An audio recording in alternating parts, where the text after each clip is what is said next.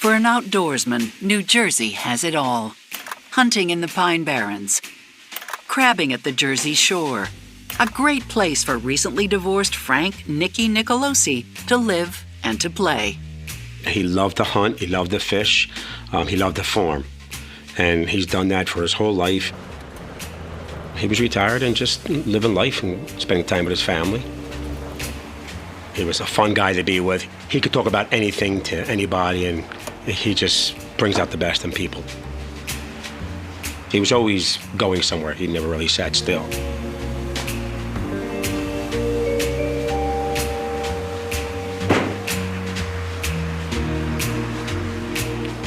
And at the local church, a widow named Eleanor Asroff finds comfort in her passions and community.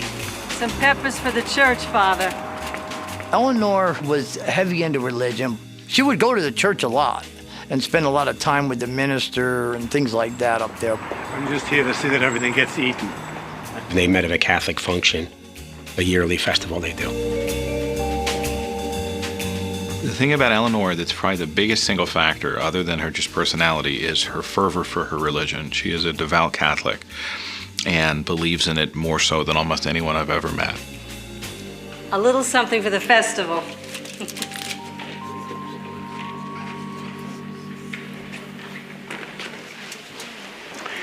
Ladies, something smells good.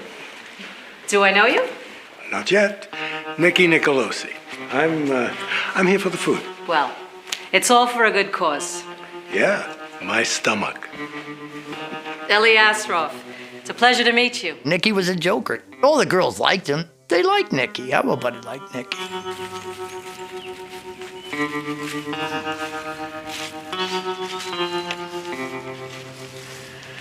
I'm getting a bit old to go down on one knee. But you gotta give me credit for the romantic setting. Nicky! Yes! Yes, yes, yes, yes! We were glad for him that he had, something to do, and he had a companion. And, so we were happy for him and for her. In the fall of 1995, the families celebrate Nicky and Ellie's marriage. They exchange their vows.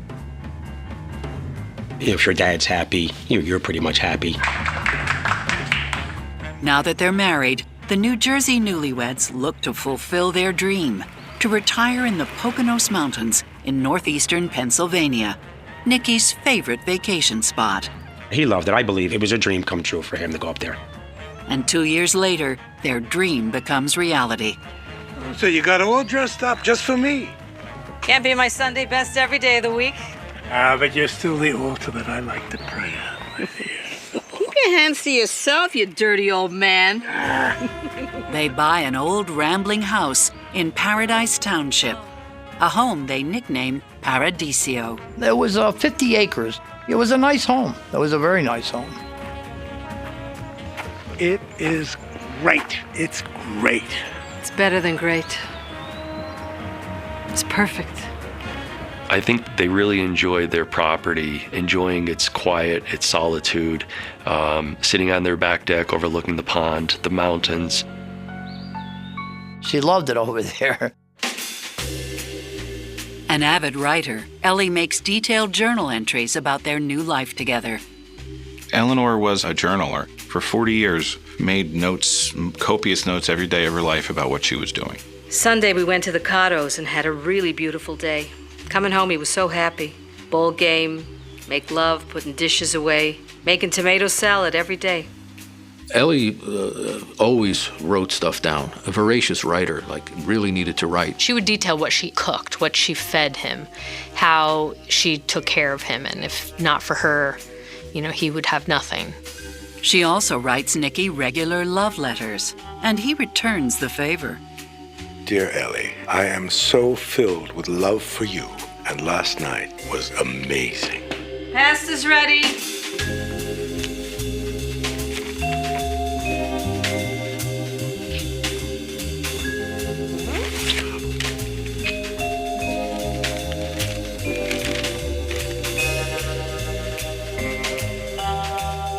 Keep going. I can't wait to read the rest.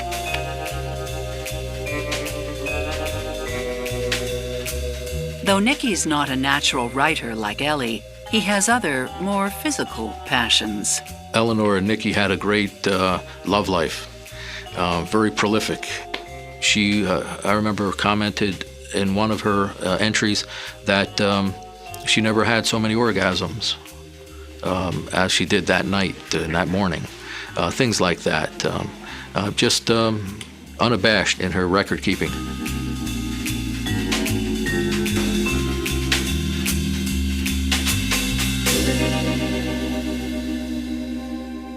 The move to the Poconos is the ideal setting for retirement. Nicky, a natural extrovert, makes fast friends with their new neighbors. Nicky was a good old boy. I liked him. He was a real down-to-earth kind of guy, liked to hunt. And I'm a hunter and a fisherman, outdoorsman, and he was, and we hit it off. We really got along good.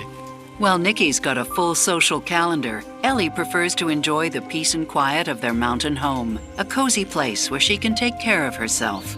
Eleanor had various health problems that made it hard for her to do a lot of physical things. Oh. Nicky! And of course, like everyone with that, she had good days and bad days. Nicky!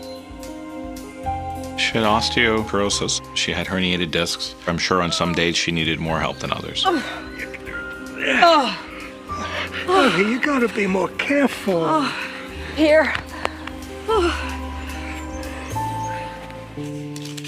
Ellie spends more and more time at home, but Nicky wants to be out and about. Home for supper? The game starts at 3. Bob's gonna be waiting. Please get that box of pots down from the high shelf. Nicky, come on, don't be like that. Ellie, I really gotta get going. You know it makes me crazy being cooped up here like this. Just asking for a little help, that's all. There's always a little this, a little that. Okay, well, go. Home for supper? Yeah, maybe. Maybe. Psychotherapist Stacy Kaiser and forensic psychologist Brian Russell wonder if their contrasting personalities might lead to problems ahead. Nicky and Ellie have a lot of independent differences in their personalities. She's more religious, he's less religious, and this can impact the relationship in terms of the power dynamic. But here's what I think bodes well for them. I see them compromising. I see them trying to accommodate each other. Sometimes the extrovert sort of brings out the introvert, and the introvert sort of tames the extrovert a little bit, and it can work out okay. So we'll have to see how extreme is this personality difference in terms of introversion, extroversion. It's going to have an impact. The fact that Ellie and Nicky seem to enjoy sex so much tells me that there is a strong amount of chemistry between them. And oftentimes that level of chemistry can actually help overcome other issues that you will encounter along the way. But it also can cause people to overlook things. It may cause you to maybe look the other way a little bit if you see an indication that maybe in some other aspect of life, your two are not so good a fit. Hi, ladies. Can I give you a ride? Around town, Nicky's got an itch that needs to be scratched. Nicky was a fun-loving, kind of a ladies' man, very flirtatious with women, in a old man kind of way. Oh, thank you, Nicky. You're really too kind. All the girls liked him. They liked Nicky. Everybody liked Nicky. But Ellie likes him best and doesn't want to share. Pretty good with a rifle. Ellie didn't like Josie Fish. She thought there was something going on there.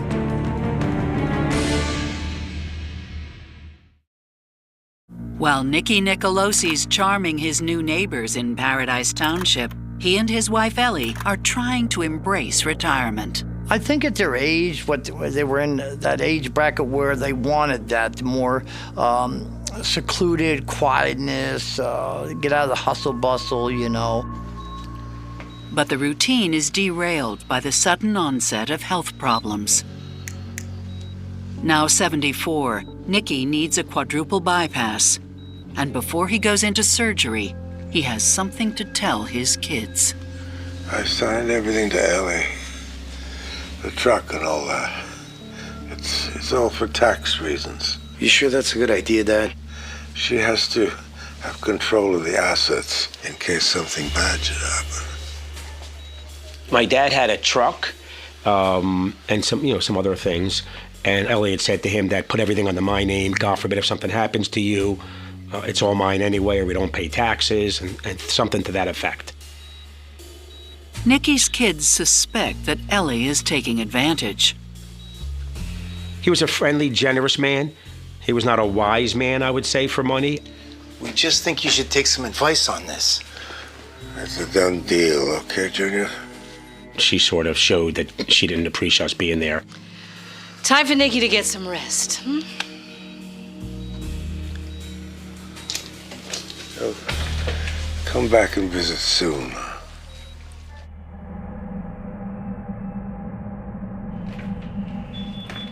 After a successful operation, Nikki bounces back within weeks.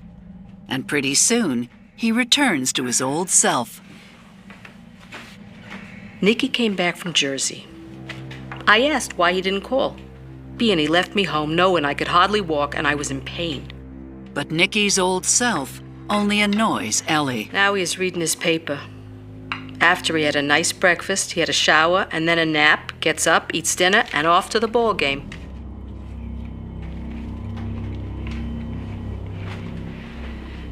I just don't know why I bother. I'd left the dishwasher for him to empty. He didn't. He didn't empty the trash. It gets messed up faster than I can keep up. He is trashing the whole place. He throws everything everywhere. She felt that he was lazy, that he wasn't providing the way he should. He wasn't contributing to the house the way that she thought he should. And it's not the only thing that gets under Ellie's skin.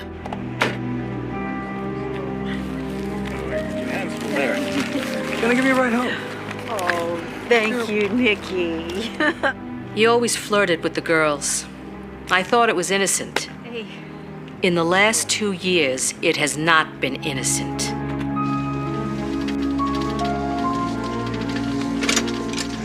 Now, please tell us that we're gonna see you at bingo tonight. Sure, I'll be there.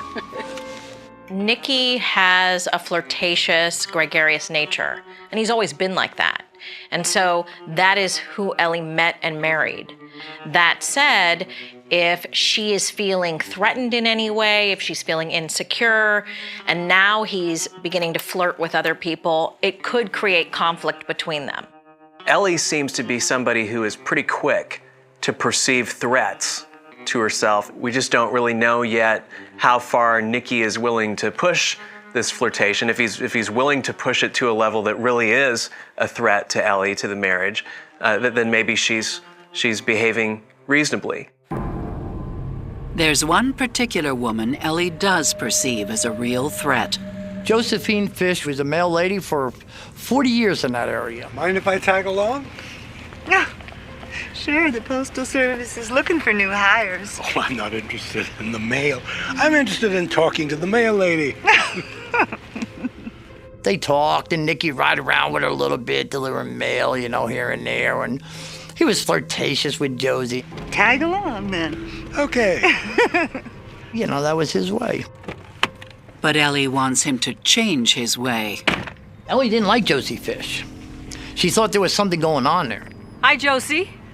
Oh, hi. You're Nikki's wife, right? Eleanor was following Nikki around. He's a funny guy. Uh-huh. Says he wants to take me out for breakfast. Oh, yeah? Well, Nikki likes to take me out hunting. Pretty good with a rifle. Eleanor looks poor Josie in the eye and says, I know how to shoot a gun. At home, the fights get worse. He is in and out of rage. He changes the story all the time. But after every marital spat, Ellie and Nikki are both still comforted by a warm bed. We had sex 6 times in 9 days. But his mood changes just as frequently. I'm all stressed out, and not knowing how he is going to behave knocks me out. As jealousy threatens to tear Ellie's third marriage apart, paranoia takes hold. You are a f***ing liar. He had no idea he was being recorded, and Eleanor would start engaging in conversation with him.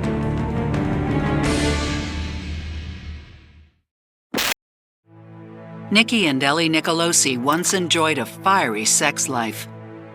But lately, their marriage is a hot mess. I think initially when they first met, I think she probably made him feel alive and energetic. But later through the relationship, those feelings took a strong nosedive south. Eleanor wrote that he was becoming angry, he was becoming forgetful. He was the reason why they were not getting along. And that it's your fault that the marriage is going in the direction it is because it's your moodiness, your changes, your behavior, not mine. He has so much rage that I am in fear that he will turn physically violent. Eleanor expressed that she felt that the marriage was starting to fail.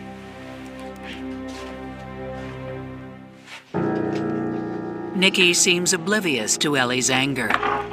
Hey! There were two older women, and Nikki was helping them with furniture. And in the process of that, lo and behold, Ellie shows up. Nikki's making moves. In case you didn't realize it. I'm really, I just... And you wouldn't be the first one. I didn't. I didn't.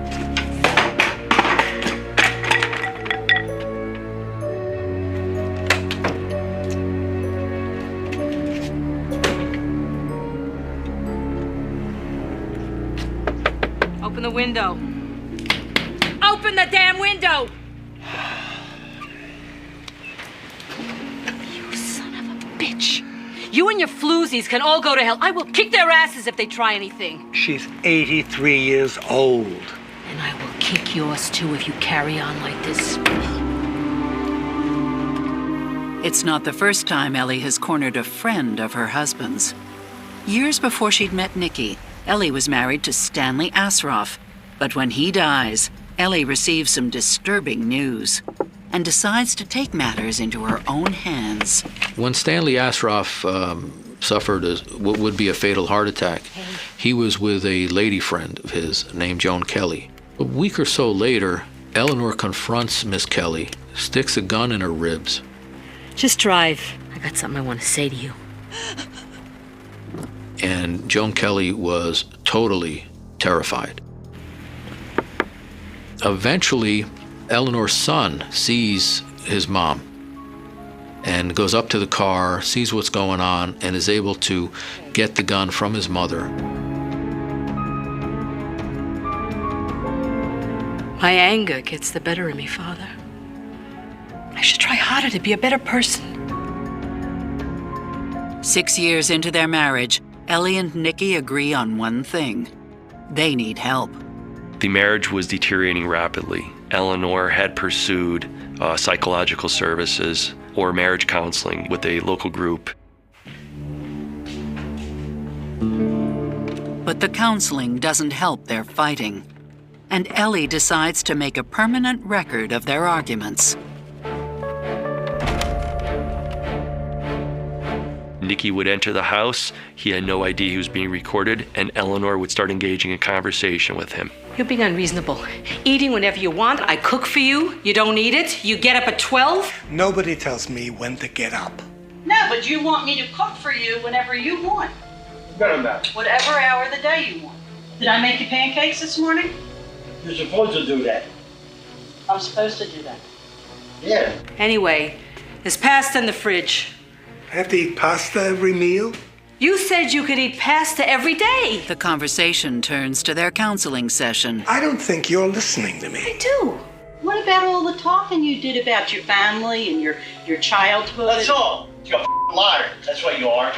You're the one who did all the talking. Now you're taking it out on me. Well, I don't know what I'm supposed to have lied about. You scream and yell and curse and carry on after we just had a successful session at the counselor. I can't put up with this no more. I don't know what door I'm going out and what door I'm coming in. The argument also turns to the couple's finances. She kept the reins on that money. She had full control over that money at all times. Yeah, but the money situation doesn't change. $2,400 in bills? 2 credit cards. All the gas, the groceries. The receipts are all there. Something ain't right. You can't live on $2,400. You go hunting anytime you want. I give you anything you want. I go hunting once a year.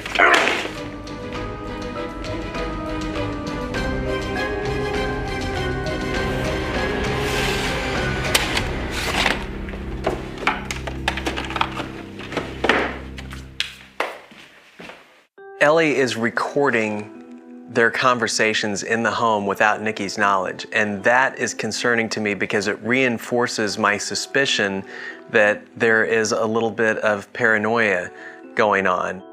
Nikki and Ellie seem to be bickering on a regular basis. It seems like arguments and conflict are the basis of their marriage at this point, instead of love, happiness, and a good sex life. And so this kind of constant misery, this kind of constant anger, begins to chip away at the foundation of a relationship, makes people question whether or not they should be together, and I'm worried about these two.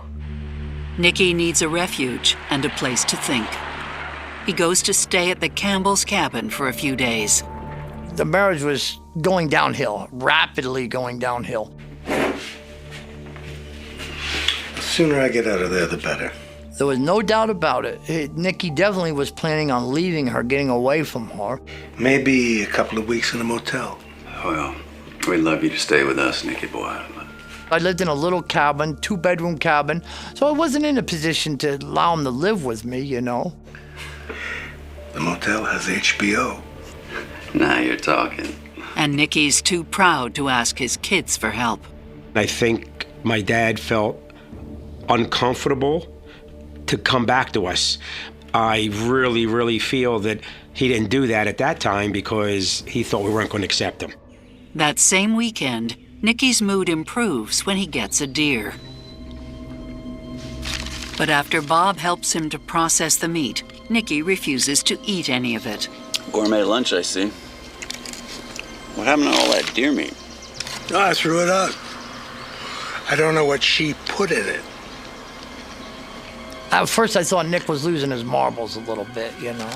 You're thinking, is this guy hallucinating? Is this guy losing his mind? While Nikki's determined to divorce Ellie, she's equally determined for him to stay. Dear Nikki, this is a request from me to you. Please put aside all your anger.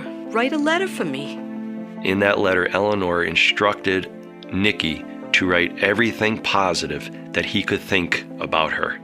And to help him, she included several topics as a guide for Nikki to write. It's a heartfelt plea. Nikki followed those instructions and wrote Eleanor a letter. I love you very much. You think I don't love you, but I do.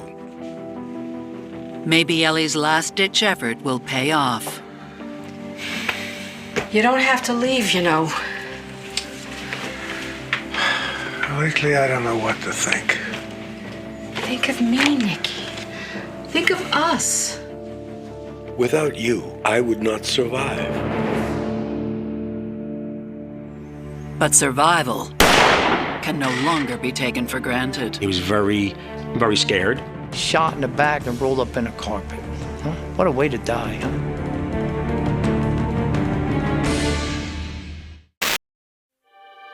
After their tempestuous marriage survives yet another storm, the Nicolosis seem to have called a truce.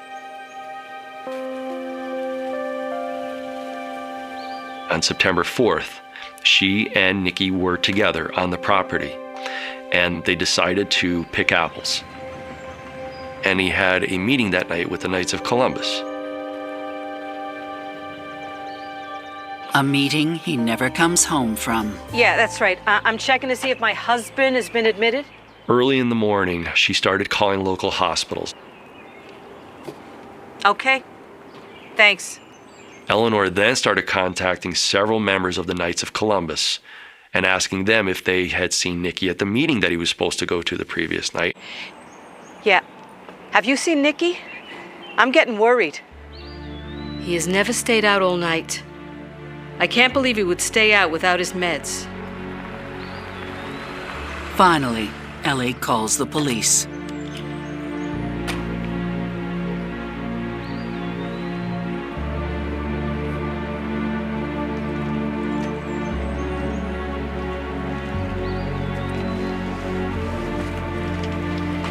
It's my husband. He didn't come home.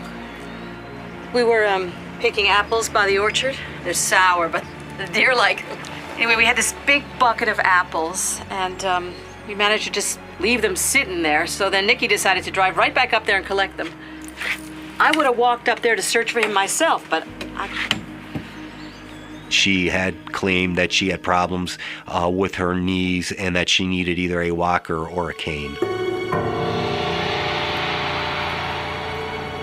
The police go straight to the orchard, just a quarter-mile from the house.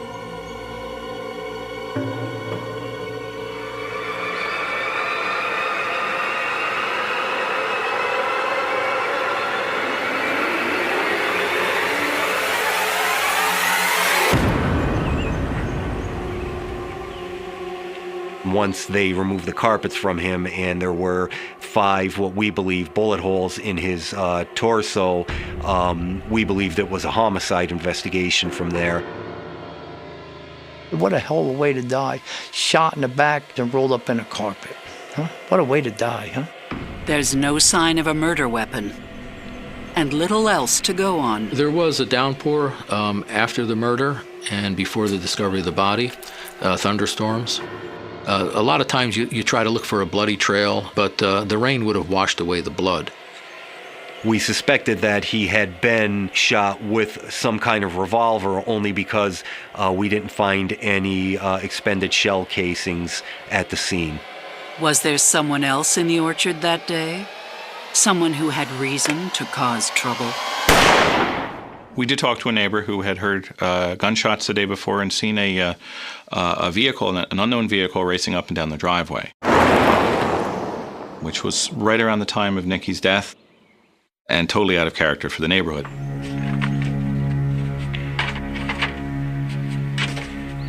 We did not feel that a robbery had occurred. There was cash, several $100s in cash in the glove box, as well as Nicky's wallet. The truck was still there. His pockets weren't gone through, but the only thing missing were the keys. Why would somebody take the keys and not take the truck? It made no sense to us.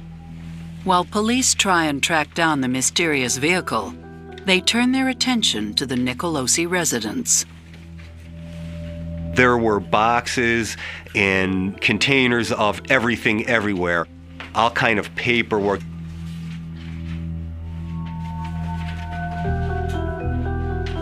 Love letters, journal entries, and evidence of a darker side to this golden age couple.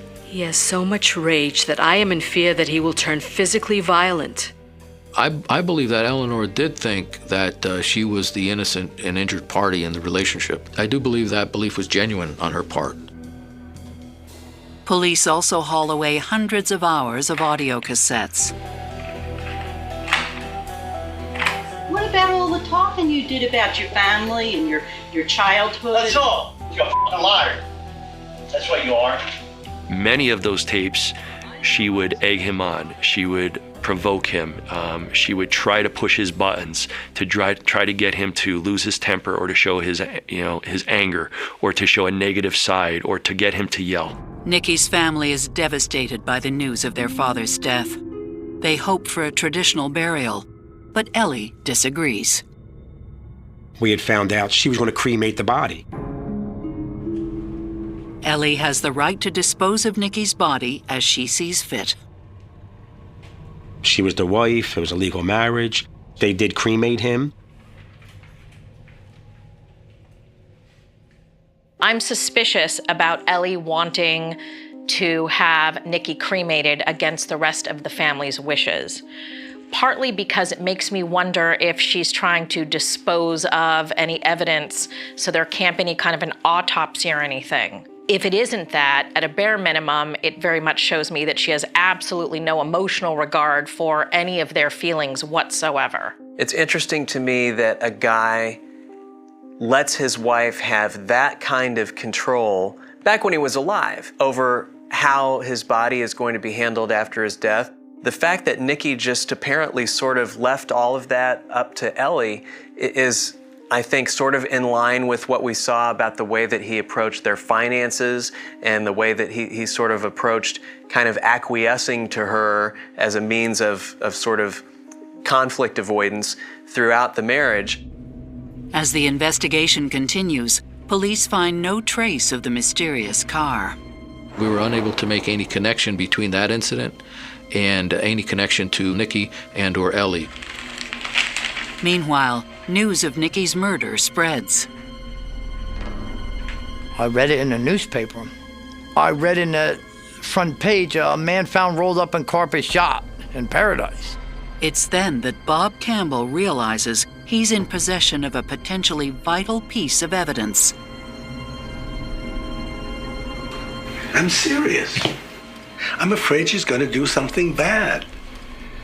You've got to promise me that you can help deal with this. Nicky come over one time and asked me to investigate his death if anything should happen to him. I don't know, Nicky boy. Well, if it isn't you, then I'll find someone else.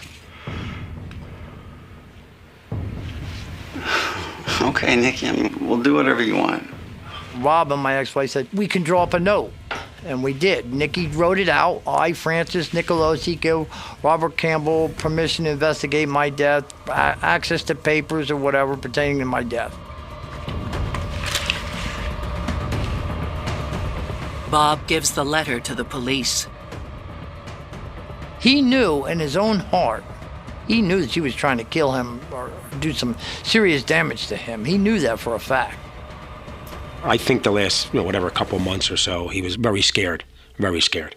Police are now left with one person of interest, Nikki's wife. But there's a problem. No physical evidence exists connecting Ellie to the murder. Nicky was shot 4 times. There was a lot of contact between him and whoever killed him. And yet there was no blood residue found on Eleanor, no blood residue found at the house or anywhere on any of her things. Nothing. So the forensic evidence wasn't there. And neither, it seems, is a motive. Eleanor had nothing to gain from Nikki's death. I don't believe she would have gained financially. There wasn't a big life insurance policy which she could cash in and say, here, I get this. Nothing like that. So no, financially it wouldn't have made sense either. How far will investigators go to solve Nikki's murder? We had dive teams, we had search teams, but you're looking for a needle in a haystack. On her left hand, she had 2 wedding bands on.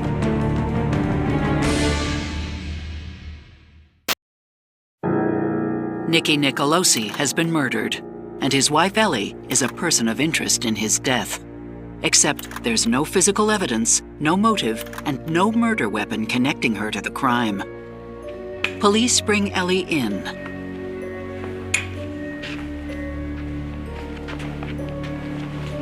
At the time, there was no accusations. It was an open investigation. Her arrival at the station raises suspicion from the start. She was able to park her van at a parking lot considerably downhill, steeply downhill from the state police barracks, walk through the woods. So, why couldn't you walk back up to the orchard to look for Nicky? My hip. I just couldn't get up there. Yeah, that's right. So she was a lot more agile and mobile than she was leading everyone to believe. So we asked her, we were very interested in the afternoon of the 4th. The last time she saw him alive, what did you do? Right after we left for the orchard, I decided to go for a drive. She drove up to Toby Hanna State Park. There's a large lake there. And I realized that I wasn't wearing any underwear. And the sun was just shining right through my dress. So I got right back up in the van and I went right back home. It's a strange story, but the detectives believe she's telling it for a reason. She did, in fact, go to Toby Hanna. We believe that was true. And we believe that she went there for the reason of likely trying to discard the firearm there. But she was seen by parkgoers. So whether or not she dumped the gun there or not, we'll never know. We had dive teams, we had search teams. We searched as best as we possibly can, but you're looking for a needle in a haystack. Just when investigators seem to be losing hope, a new piece of the puzzle is revealed. We received a phone call from a female acquaintance of both Eleanor and Nikki, who let us know that Eleanor Nicolosi was acting suspiciously behind an office building in Mount Pocono. She sees Eleanor get out of her van, walk to the rear of the dumpster. We were unable to find a firearm, but we were able to find 5 live rounds, all 38 special rounds, and a plastic ammunition tray. Are these the bullets used to kill Nicky? It matches their theory that he was shot with a revolver. Police decide to look deeper into Ellie's past. As we started to turn over more rocks, we began to understand how she thought. They learn about the kidnap attempt on her ex-husband's lover. Just drive. It was consistent with all the other behavior we observed in investigating the case, the intense jealousy, the resorting to violence, and of course, to show opportunity in possessing the firearm. Armed with this damning information, prosecutors finally decide to take the case to trial.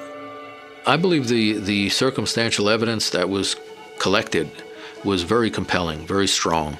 In March 2004, police place Eleanor Nicolosi under arrest. She had a very big Bible up on a bookstand. The Bible was opened to a passage that had all kind of bookmarkers and ribbons keeping it open to these pages. Job 24 through 26, it essentially talked about the adulterer and the murderer, and it almost seemed to me that her justification actually came from the Bible. As the case goes to trial, prosecutors have one more ace up their sleeve. So I was looking at the case, and I was looking at all these photographs. I noticed in all the pictures of Nicky, he was always wearing his wedding ring. But then, going back to the photos that were taken on September 5th of Ellie, and noticed one in particular, and on her left hand she had 2 wedding bands on.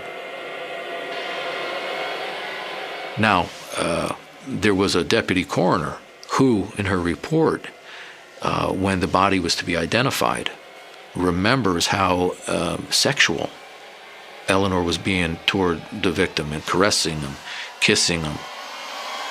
And one of the things she does is she puts his wedding band on his hand. It seems like the affection didn't stop there. He was left outside, but he was covered from the elements by the carpet. His hat was placed nicely by his body. From the beginning, it led investigators to believe that this was done by someone who had some care and compassion for Mr. Nicolosi. This was almost a way of Eleanor signing her name to the scene as the killer. The chain of events starts to become clear. Nicky had expressed to everybody else that he was tired of being controlled by Eleanor. I'm afraid she's going to do something bad. When he started threatening that he was seeing an attorney, I think she then began to understand that she stood to lose at least half of her possessions to Nicky, and there was no way she was going to allow that to happen. I think that she killed him because he was going to leave her, and she couldn't bear that. Our Father who art in heaven, hallowed be thy name. Forgive us our trespasses, as we forgive those who trespass against us. I believe she wanted to be the victim. She wanted people to feel badly for her. For thine is the kingdom, and the power, and the glory, forever and ever.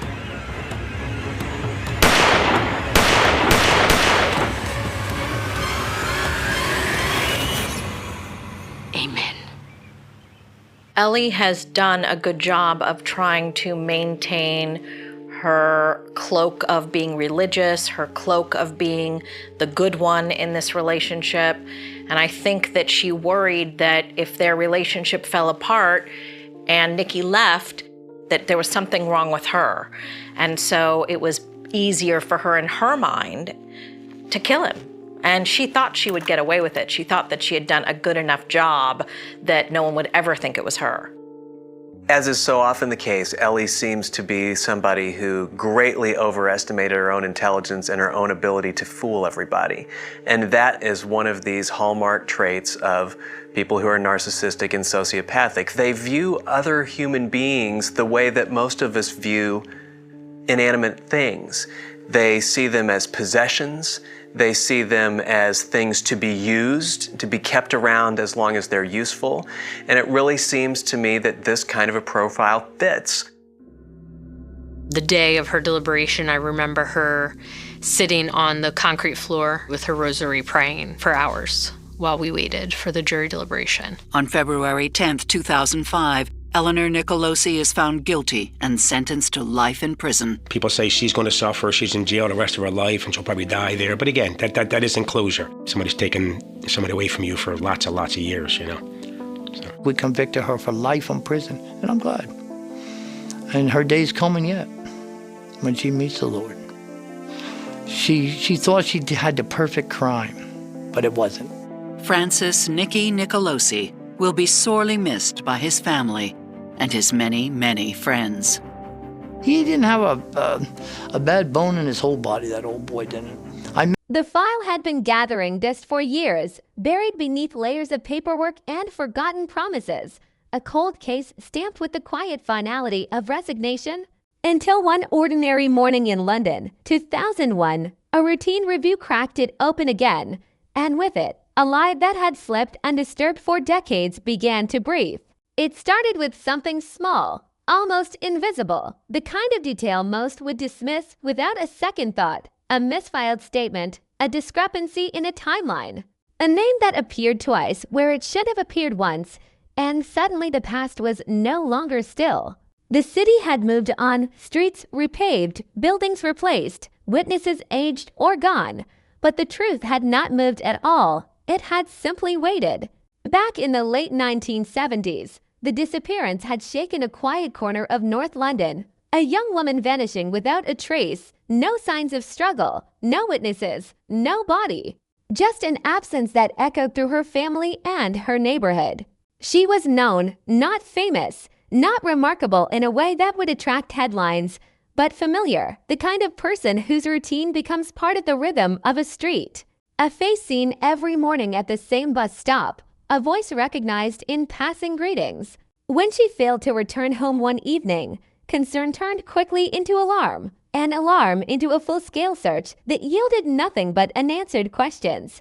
The early investigation moved fast, or at least it felt that way, officers canvassing door to door, collecting statements, building timelines, following leads that flickered out one by one.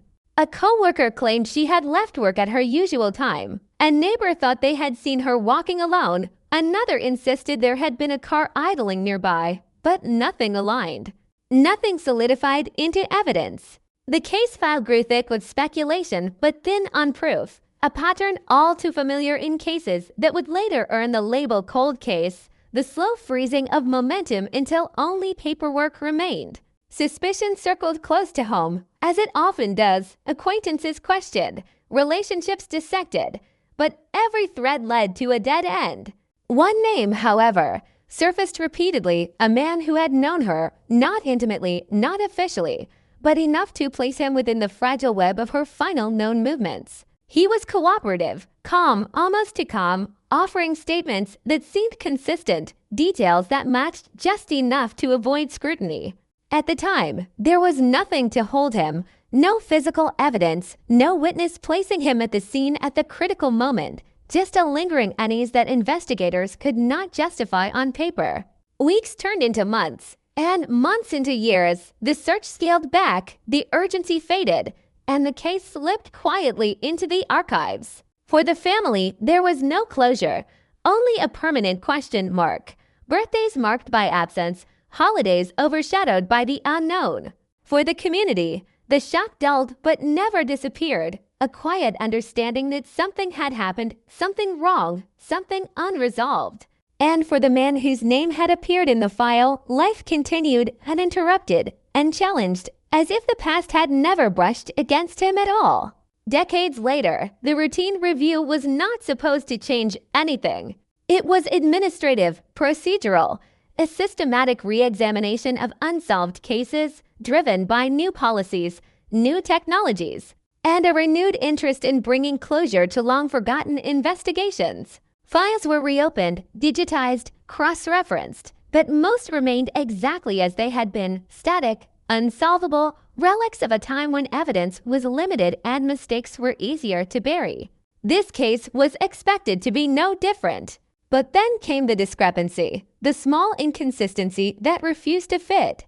A statement given years ago did not match a later account, a detail that had been overlooked, perhaps dismissed as a minor error, now stood out under the scrutiny of fresh eyes. The timeline began to shift, subtly at first, then more dramatically, as investigators compared notes, re-interviewed surviving witnesses, and re-examined evidence with modern techniques. What had once seemed coherent now appeared fractured, and at the center of that fracture was the same name that had surfaced decades earlier. The man was older now, his life firmly established, his past unchallenged for so long that it had become part of his identity, unquestioned and unexamined. When approached again, he reacted with a mixture of surprise and irritation. The case, he claimed, had been settled, investigated thoroughly, closed for a reason. His statements remained consistent, or at least they appeared to be, but consistency, as the investigators now understood, does not always equal truth. Sometimes it is simply the result of a story told often enough to become second nature. The deeper they dug, the more the cracks widened. Records that had once been difficult to access were now available, connections that had gone unnoticed were now clear, and the narrative that had held the case together began to unravel. Witnesses who had been uncertain years ago found their memories sharpened by time and reflection. Small details emerging that had once seemed insignificant but now carried weight. A car seen in the wrong place, a conversation remembered differently, a moment that no longer aligned with the official timeline.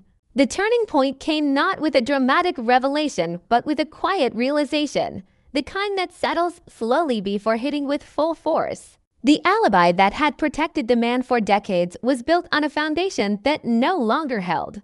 A routine check, a cross-reference with records that had not been available during the original investigation, revealed a gap, a window of time unaccounted for, a period during which anything could have happened. It was not proof, not yet, but it was enough to reopen the question that had lingered for so long. Pressure mounted as investigators pushed forward, reconstructing the events of that long-ago evening with a precision that had not been possible before. Technology played its part, forensic methods uncovering traces that had once been invisible, patterns emerging from data that had once seemed meaningless. The case, once frozen, was now in motion again, and with that motion came a sense of urgency, a recognition that time, while it had obscured the truth, had not erased it. For the community, the reopening of the case stirred old memories, old fears, the realization that the past was not as distant as it had seemed. People who had long since moved on found themselves drawn back into a story they thought had ended, their lives intersecting once again with a mystery that refused to stay buried. The family, older now, worn by years of uncertainty, faced a new wave of emotion, hope mixed with dread, the possibility of answers shadowed by the fear of what those answers might reveal. As the investigation closed in, the man at its center began to change, subtle at first, then more pronounced. His confidence wavered. His statements, once steady, began to shift, small inconsistencies appearing where there had once been none. It was not a confession, not yet, but it was a sign, a crack in the facade that had held for so long. The decades-old lie, carefully constructed and meticulously maintained, was beginning to collapse under the weight of renewed scrutiny. The final pieces fell into place with a quiet inevitability, each new detail reinforcing the last, until the picture was clear enough to act. The arrest, when it came, was both sudden and long overdue, a moment that echoed across the years, connecting the past and the present in a single, decisive action. For those who had followed the case from the beginning, it was a shock, a confirmation of suspicions long held but never proven, a reminder that the truth, no matter how deeply buried, has a way of resurfacing. And yet, even as the case moved toward resolution, the sense of mystery did not entirely fade. Questions remained, details that could never be fully reconstructed, moments lost to time, leaving gaps that no investigation could completely fill. The impact, however, was undeniable. A community forced to confront its past, a family finally given a measure of closure, and a man whose life had been built on a lie now facing the consequences of a truth delayed but not denied. The cold case, once a symbol of failure, had become something else entirely, a testament to persistence, to the idea that even the smallest detail can change everything. That a routine review can uncover what years of investigation could not. And as the file was closed once more, this time with answers instead of questions, the story lingered, not as a mystery, but as a warning, a reminder that the past is never truly gone, and that the truth, no matter how long it takes, will always find a way to be heard. The moment the handcuffs clicked shut, it was not just a man being arrested. It was an entire version of the past collapsing in on itself. A carefully constructed narrative unraveling under the harsh light of truth that had waited more than 20 years to surface. For investigators, the breakthrough felt almost surreal, the kind of outcome that is talked about in theory but rarely witnessed in reality. A cold case resurrected not by luck, but by persistence. By the refusal to let a file remain just another forgotten stack of paper in a system built on moving forward. But even as the arrest sent shockwaves through the department, the real work was only beginning. Because uncovering a lie is one thing, proving it beyond doubt is something else entirely. The interrogation room became the stage where decades of silence were finally challenged, a quiet, controlled environment where every word mattered, every pause carried weight. And every contradiction could mean the difference between justice and another dead end. He sat there older, slower, but still composed, still clinging to the version of events he had repeated for so many years that it had become almost instinctive. The detectives did not rush. They did not push too hard too fast. They understood that this was not a case that would break open with a single question. It would require patience, strategy, and a precise dismantling of the story he had lived behind for decades. They started with the familiar, retracing the timeline, asking him to walk through that evening again, step by step, minute by minute, a routine that seemed almost harmless at first glance, but one designed to expose the smallest inconsistencies. At first, his answers came easily, almost rehearsed, the same details, the same order, the same calm tone that had convinced investigators years ago that there was nothing more to pursue. But this time, the detectives were listening differently, not just to what he said, but to how he said it, to the gaps between his words, to the moments where certainty gave way to hesitation. The first crack appeared subtly, a slight change in the timing of an event, a detail that did not quite match the records now in their possession. It was small, almost insignificant on its own, but in a case built on precision, even the smallest deviation mattered. They did not confront him immediately. They let it sit, they let him continue, allowing the inconsistencies to build, layer by layer, until the weight of them could no longer be ignored. When they finally brought it up, the shift was immediate, a flicker of uncertainty, a brief pause that spoke louder than any denial. Outside the interrogation room, the investigation expanded rapidly, officers revisiting locations, re-examining physical evidence, and most importantly, re-interviewing those who had once been part of the case, but had long since moved on.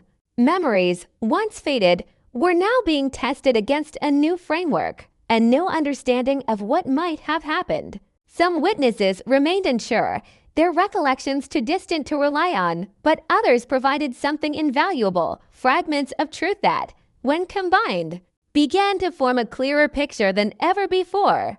A former coworker recalled an interaction that had once seemed trivial, a brief conversation, a comment made in passing, but now in the context of the new investigation. It took on a different meaning, suggesting attention, a familiarity that had never been fully explored.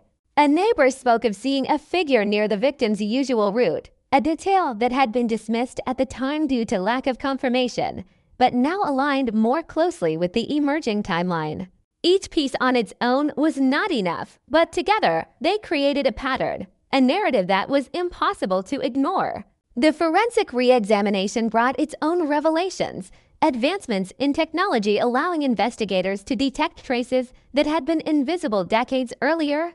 Items collected during the original investigation, preserved but never fully understood, were now being analyzed with tools that did not exist at the time.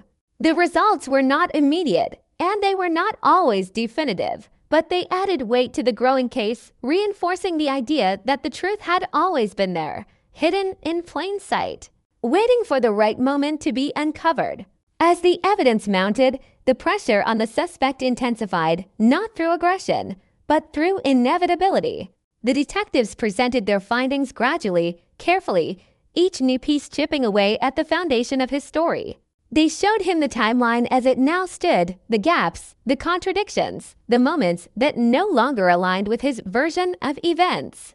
They did not accuse, not directly. They simply laid out the facts, allowing the reality of the situation to settle in. His responses began to change, the certainty replaced by defensiveness, the calm tone giving way to frustration.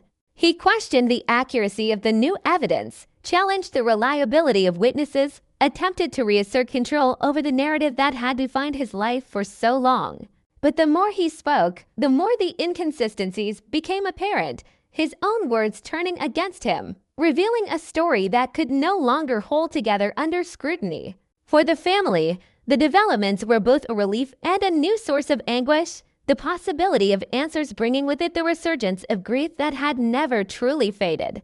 They had spent years imagining what might have happened, creating their own versions of events in the absence of truth, and now, faced with the reality that those answers might finally come, they were forced to confront the past in a way they had never been able to before.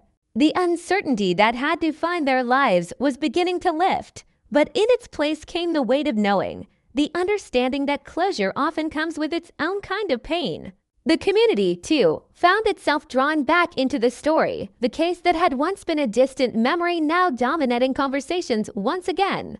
People revisited their own recollections, their own experiences, questioning what they had seen, what they had heard, and whether there was something they had missed, something that could have changed the outcome all those years ago. It was a collective reckoning, a realization that the past is never as far removed as it seems, that the events we think we have left behind can return without warning, demanding to be acknowledged. As the investigation reached its critical point, the focus shifted toward building a case that could stand in court, a process that required not just evidence, but certainty, a level of proof that left no room for doubt. The detectives worked tirelessly, cross-referencing every detail, verifying every statement, ensuring that the narrative they had constructed was not just plausible, but undeniable. It was a race against time in a different sense, not to catch a suspect, but to ensure that the truth, once revealed, could not be challenged or dismissed. In the interrogation room, the final confrontation unfolded with a quiet intensity, the detectives presenting the full weight of their findings, the timeline, the witness statements, the forensic evidence, all aligned in a way that pointed unmistakably toward one conclusion. There was no dramatic outburst, no sudden confession, just a slow, heavy silence as the reality of the situation became impossible to ignore. The man who had lived for decades behind a carefully maintained lie was now faced with the truth in its entirety, a truth that had been patient, persistent, and ultimately unavoidable. His response, when it came, was not the resolution the detectives had hoped for, not a clear admission, not a full account of what had happened, but something more ambiguous. A partial acknowledgement, a shift in tone that suggested an understanding of the evidence against him without fully conceding to it. It was enough to move forward, enough to solidify the case, but it left questions unanswered, details that would likely never be fully known. The trial that followed became a focal point, a culmination of years of investigation, of persistence, of a refusal to let the past remain buried. The evidence was presented piece by piece, the story reconstructed in front of a jury tasked with making sense of events that had occurred decades earlier. It was not just a legal process, It was a narrative being told in full for the first time, a story that had been fragmented and incomplete now laid out in its entirety. And as the proceedings unfolded, the impact of the case became clear, not just in the courtroom, but beyond it, in the lives of those who had been touched by it, directly or indirectly. It was a reminder that justice, while often delayed, is not beyond reach, that even the most carefully hidden truths have a way of coming to light. But it was also a reminder of the cost, of the years lost, of the moments that could never be reclaimed, of the reality that even when a case is solved, the echoes of it remain. In the end, the resolution of the case did not erase the past. It did not undo the years of uncertainty or the pain that had accompanied them. But it did provide something that had long been out of reach, a sense of clarity, a confirmation that what had happened was no longer a mystery, no longer an unanswered question. And as the final chapter closed, the story remained not just as a record of a crime, but as a testament to the enduring power of truth, a truth that had waited patiently, silently, for its moment to be heard, and when that moment came, it changed everything. By the time the verdict approached, the case had transformed from a forgotten disappearance into a living, breathing reckoning, one that stretched across generations, binding together past and present in a way no one in that quiet corner of London had ever expected. Every detail that had once been buried now stood exposed under relentless examination, every assumption challenged, every silence questioned, until the narrative that had once been dismissed as unsolvable now felt disturbingly clear.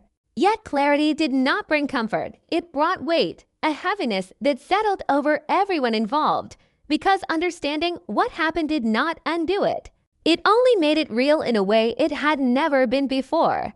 Inside the courtroom, the atmosphere carried a tension that never fully lifted, a sense that something larger than a single case was unfolding, something that spoke to the fragility of truth itself. The prosecution laid out its timeline with precision, reconstructing a night that had long since vanished into memory, bringing it back piece by piece until it felt almost present again.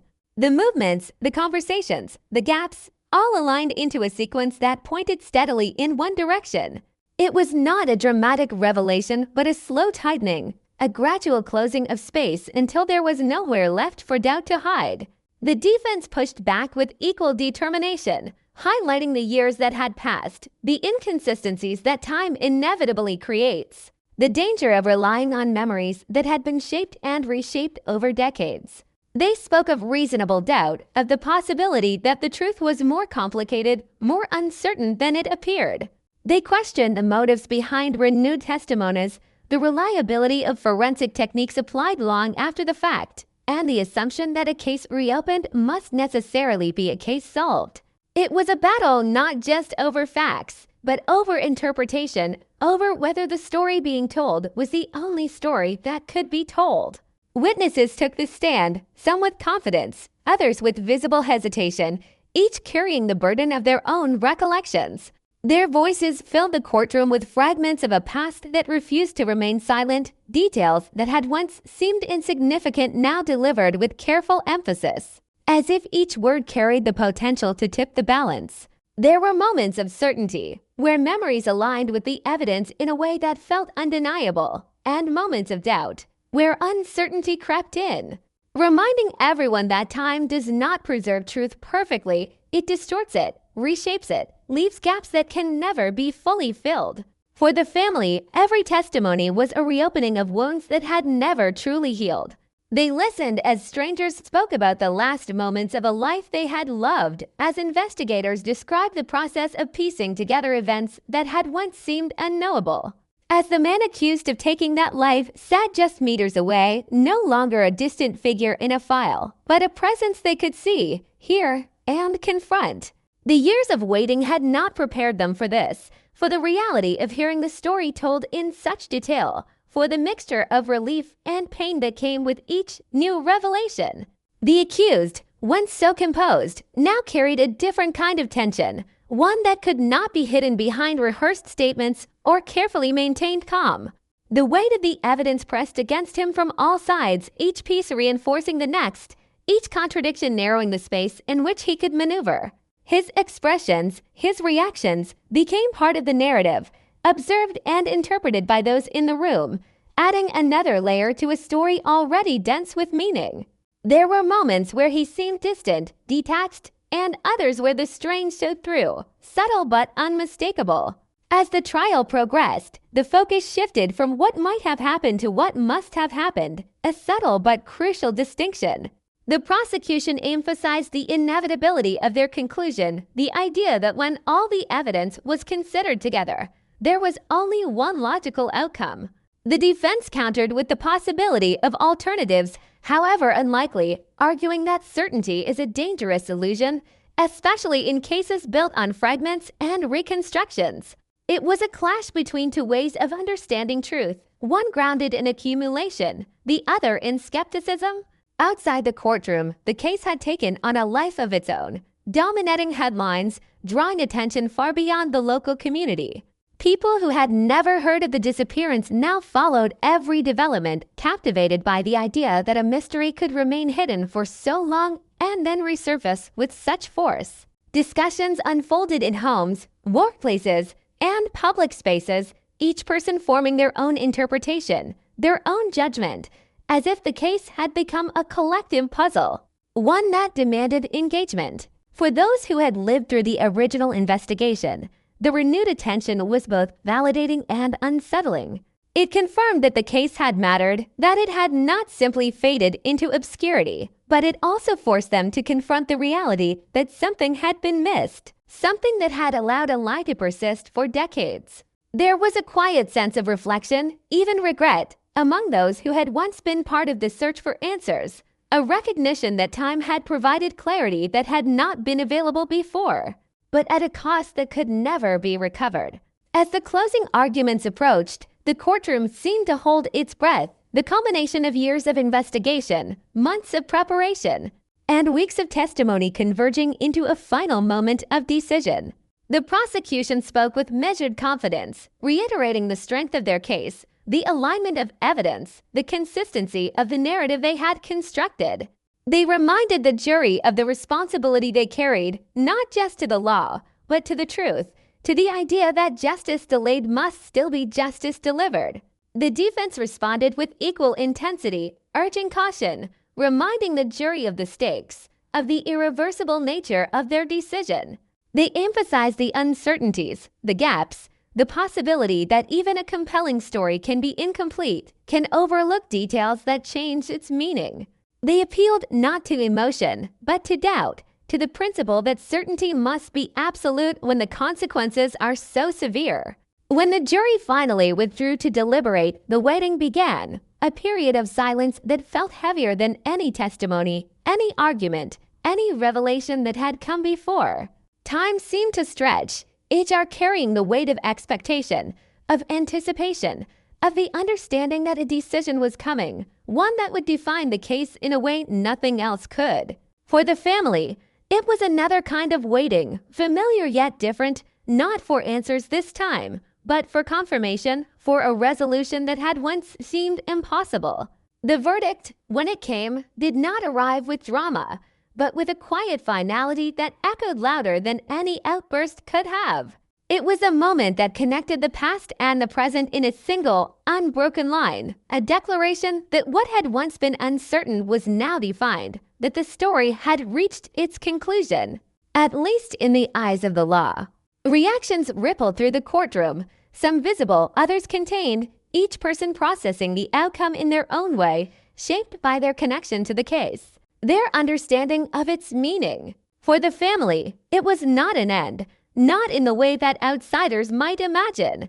It was a shift, a movement from uncertainty to certainty, from not knowing to knowing, and with that came a different kind of grief, one that no longer questioned what had happened, but had to accept it. The years of searching, of hoping, of imagining had led to this moment, and while it provided answers, it also closed the door on possibilities, on the unknown, replacing them with a reality that could not be changed. The community, too, felt the impact. The case that had once been a shadow now fully illuminated, its details known, its outcome decided. It became part of the collective memory, a story that would be told and retold, not as a mystery, but as a lesson, a reminder of how easily truth can be obscured, how long it can remain hidden, and how powerful it can be when it finally emerges. Conversations shifted from speculation to reflection, from questioning to understanding, as people adjusted to a reality that had taken decades to reveal itself. And yet, even with the verdict delivered, the story did not completely settle. There remained an undercurrent, a recognition that no legal outcome can fully reconstruct the past, that there are moments, details, emotions that exist beyond the reach of evidence and testimony. The case had been solved, but the echoes of it would continue in memories, in conversations, in the quiet moments where the weight of what happened could still be felt. In the end, the cold case that had once symbolized silence became a testament to persistence, to the idea that time does not erase truth. It only delays its discovery. The routine review that had reopened the file had done more than solve a case. It had exposed the fragile nature of certainty, the ease with which a lie can become accepted, and the power of revisiting what we believe we already understand. And as the story settled into history, it carried with it a final, lingering message that even in the quietest files, in the most forgotten corners of the past, there are truths waiting, patient and unyielding, for the moment they are finally brought into the light. Long after the courtroom emptied and the headlines faded into smaller print, the case refused to disappear, lingering in the corners of memory like a shadow that could not be shaken. A reminder that even when justice is delivered, the story does not simply end. The streets of North London returned to their routine, buses arriving on schedule, shops opening and closing, neighbors exchanging familiar nods. Yet beneath that ordinary rhythm was a quiet awareness that something irreversible had happened, something that had reshaped the narrative of a place that once believed itself untouched by such darkness. The house where she had last been seen stood unchanged in structure, but altered in meaning, its walls now carrying a history that could not be erased. People passed by it differently, their glances lingering a fraction longer, their thoughts drifting toward the events that had once unfolded there. Events that had remained hidden for decades before being pulled into the light. It became more than just a building. It became a symbol, a point of reference in a story that had moved beyond individuals to become part of the collective identity of the community. For the investigators, the conclusion of the case brought a rare sense of completion, but not satisfaction in the traditional sense.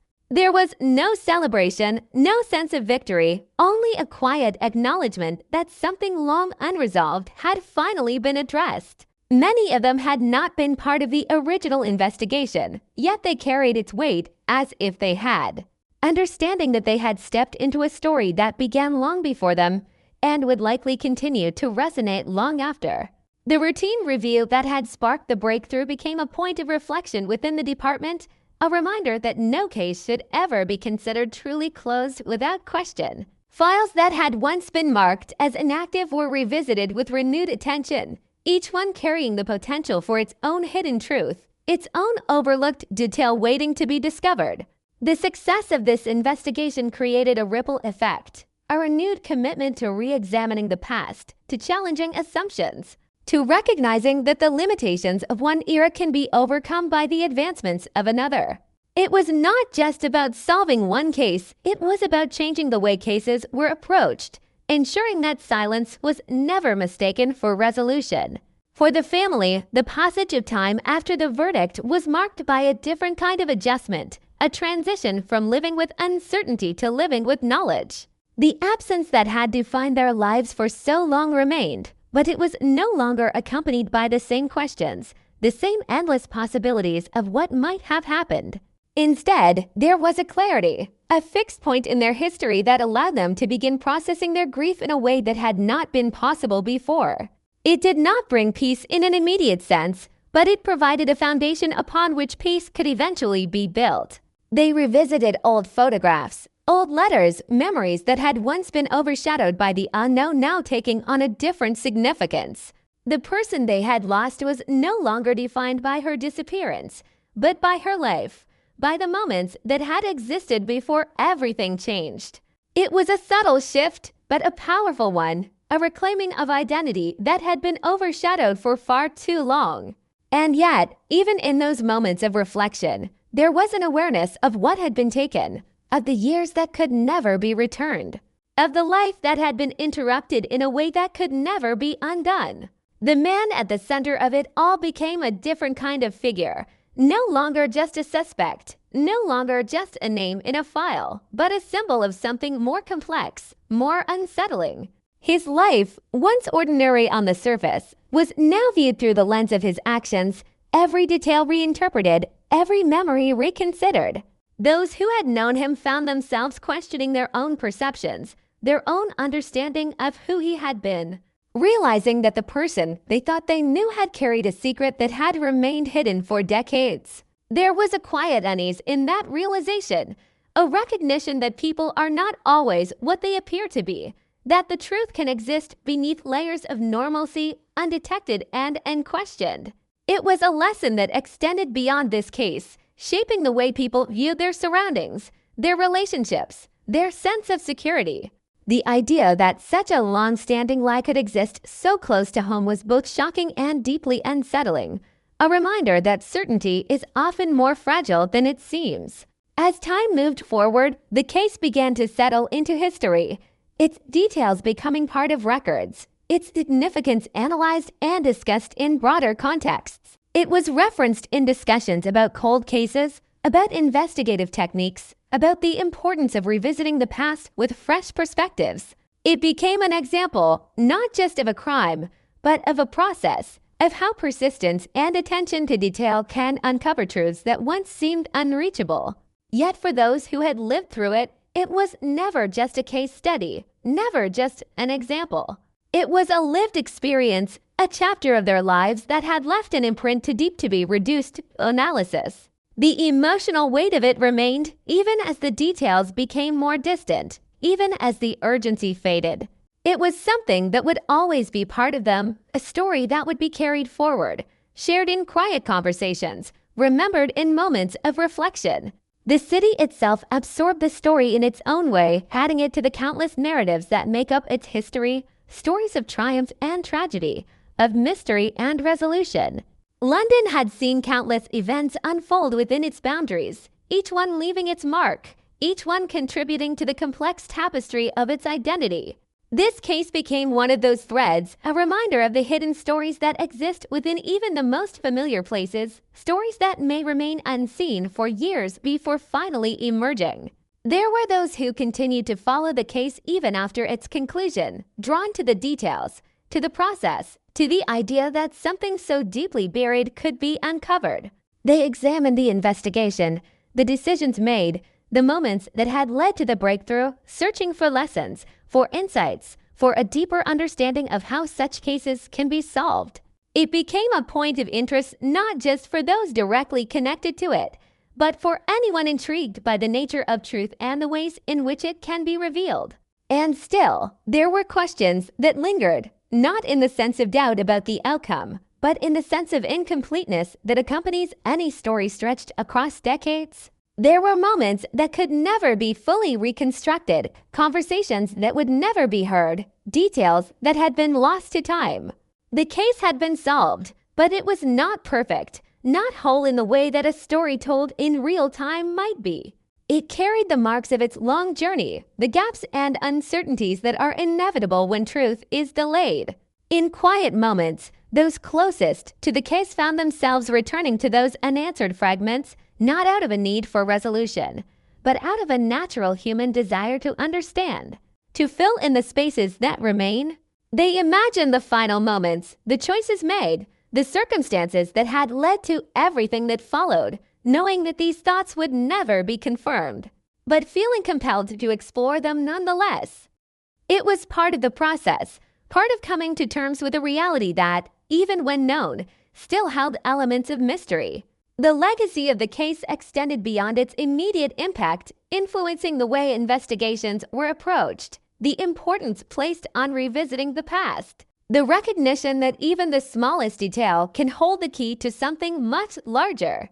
It served as a reminder that justice is not bound by time, that the pursuit of truth does not have an expiration date, and that even in the face of years, even decades, answers can still be found. And as the years continued to pass, the story remained, not as a headline, not as a breaking news event, but as something quieter, more enduring. It lived on in memory, in records, in the subtle ways it had changed the people and the place it touched. It was no longer an active case, no longer a mystery waiting to be solved, but it was not forgotten. It had become part of the fabric of reality, a testament to the idea that the past is never truly gone, that it exists just beneath the surface, waiting for the moment when it is finally understood. In the end, what remained was not just the resolution of a crime, but the echo of everything that had led to it, the years of silence, the persistence that broke through it, and the truth that emerged on the other side.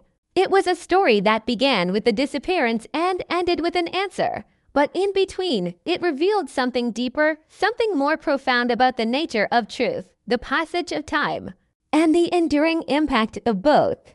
And even as the city moved forward, as life continued in its endless cycle of routine and change, the story held its place, a quiet, unyielding reminder that some truths, no matter how deeply buried, will always find their way back to the surface. In the years that followed, the case did not fade into silence the way most solved cases eventually do. Instead, it lingered with a quiet intensity. A story that refused to settle into the past because of what it revealed, not just about one man or one crime, but about time itself. About how easily truth can be delayed and how dangerously convincing a lie can become when left unchallenged. The city continued its rhythm, the same streets, the same sounds, the same endless movement of people who had no connection to what had happened decades earlier. Yet the story existed beneath it all, woven into the unseen layers of memory that shape a place in ways that are rarely acknowledged, but always present. For the investigators who had brought the case back to life, the experience changed the way they approached every file that crossed their desks. No longer was a cold case simply a closed chapter. It became a question mark, a possibility, a reminder that the smallest overlooked detail could carry the weight of an entire truth waiting to be uncovered.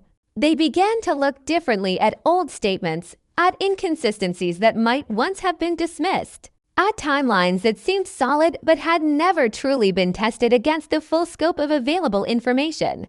The lesson was clear and unsettling, that certainty can be manufactured, that repetition can disguise deception, and that time does not always clarify. Sometimes it obscures. The routine review that had triggered the breakthrough became more than just a procedure. It became a symbol of persistence, of the refusal to accept that unanswered questions must remain unanswered. Departments beyond London took notice, examining their own archives, reopening their own forgotten files, driven by the idea that somewhere within them, similar truths might be waiting. It was not a sudden transformation, not an overnight shift, but a gradual change in mindset, one that recognized the importance of looking back with the same intensity as moving forward. For the family, the passage of time carried a different kind of weight now, no longer defined by uncertainty, but by the knowledge of what had happened. Closure, they discovered, was not a single moment, not something delivered by a verdict or a sentence, but a process, a slow and uneven journey through acceptance, memory, and grief. There were days when the answers brought a sense of calm, a feeling that something long missing had finally been restored. And there were days when those same answers felt heavy, impossible to reconcile with the life they had imagined, the future that had been taken away without warning. They spoke more openly about her, about who she had been beyond the headlines, beyond the label of victim that had defined her for so long. Friends and relatives shared stories that had once been overshadowed by the mystery of her disappearance. Moments of laughter, small details that painted a fuller picture of a life interrupted. In doing so, they reclaimed something that had been lost, shifting the focus from the way she had been taken to the way she had lived. It did not erase the past, but it reshaped its meaning, allowing it to exist alongside the truth rather than being consumed by it. The man who had carried the lie for decades became a figure studied not just for his actions, but for the silence that had surrounded them. There was a fascination, a discomforting curiosity about how someone could live an ordinary life while concealing something so significant, how routine could coexist with deception on such a scale. Psychologists, analysts, and observers examine the case from every angle, searching for patterns, for explanations, for insights into the nature of denial and control. Yet even with all that analysis, there remains something elusive, something that could not be fully understood, a reminder that human behavior does not always fit neatly into explanation. Those who had known him found themselves revisiting their own memories, conversations that now felt different, interactions that seemed to carry a hidden layer they had never recognized. It created a quiet ripple of doubt, not just about him, but about the nature of trust itself, about how well we truly know the people around us. It was not a dramatic shift, not a complete loss of faith, but a subtle awareness that appearances can be misleading, that certainty is often built on assumptions rather than proof. The case also left its mark on the broader public, becoming part of discussions about justice, about the passage of time, about the importance of persistence in the face of uncertainty. It was cited as an example of how advancements in investigation, combined with a willingness to revisit the past, can lead to outcomes that once seemed impossible. But it was also a reminder of the cost of delay, of the years lost, of the opportunities for earlier resolution that had slipped away unnoticed. There were moments when the story resurfaced, anniversaries, retrospectives, discussions that brought it back into public attention, each time adding another layer to its legacy. New audiences discovered it, experienced the shock of its twists, the unsettling realization of how long the truth had remained hidden, the quiet satisfaction of its eventual uncovering.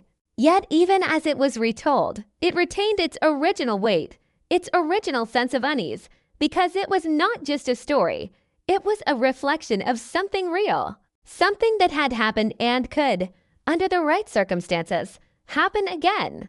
In quieter ways, the impact of the case could be seen in the changes it inspired, not just in investigative practices, but in the attitudes of those who encountered it.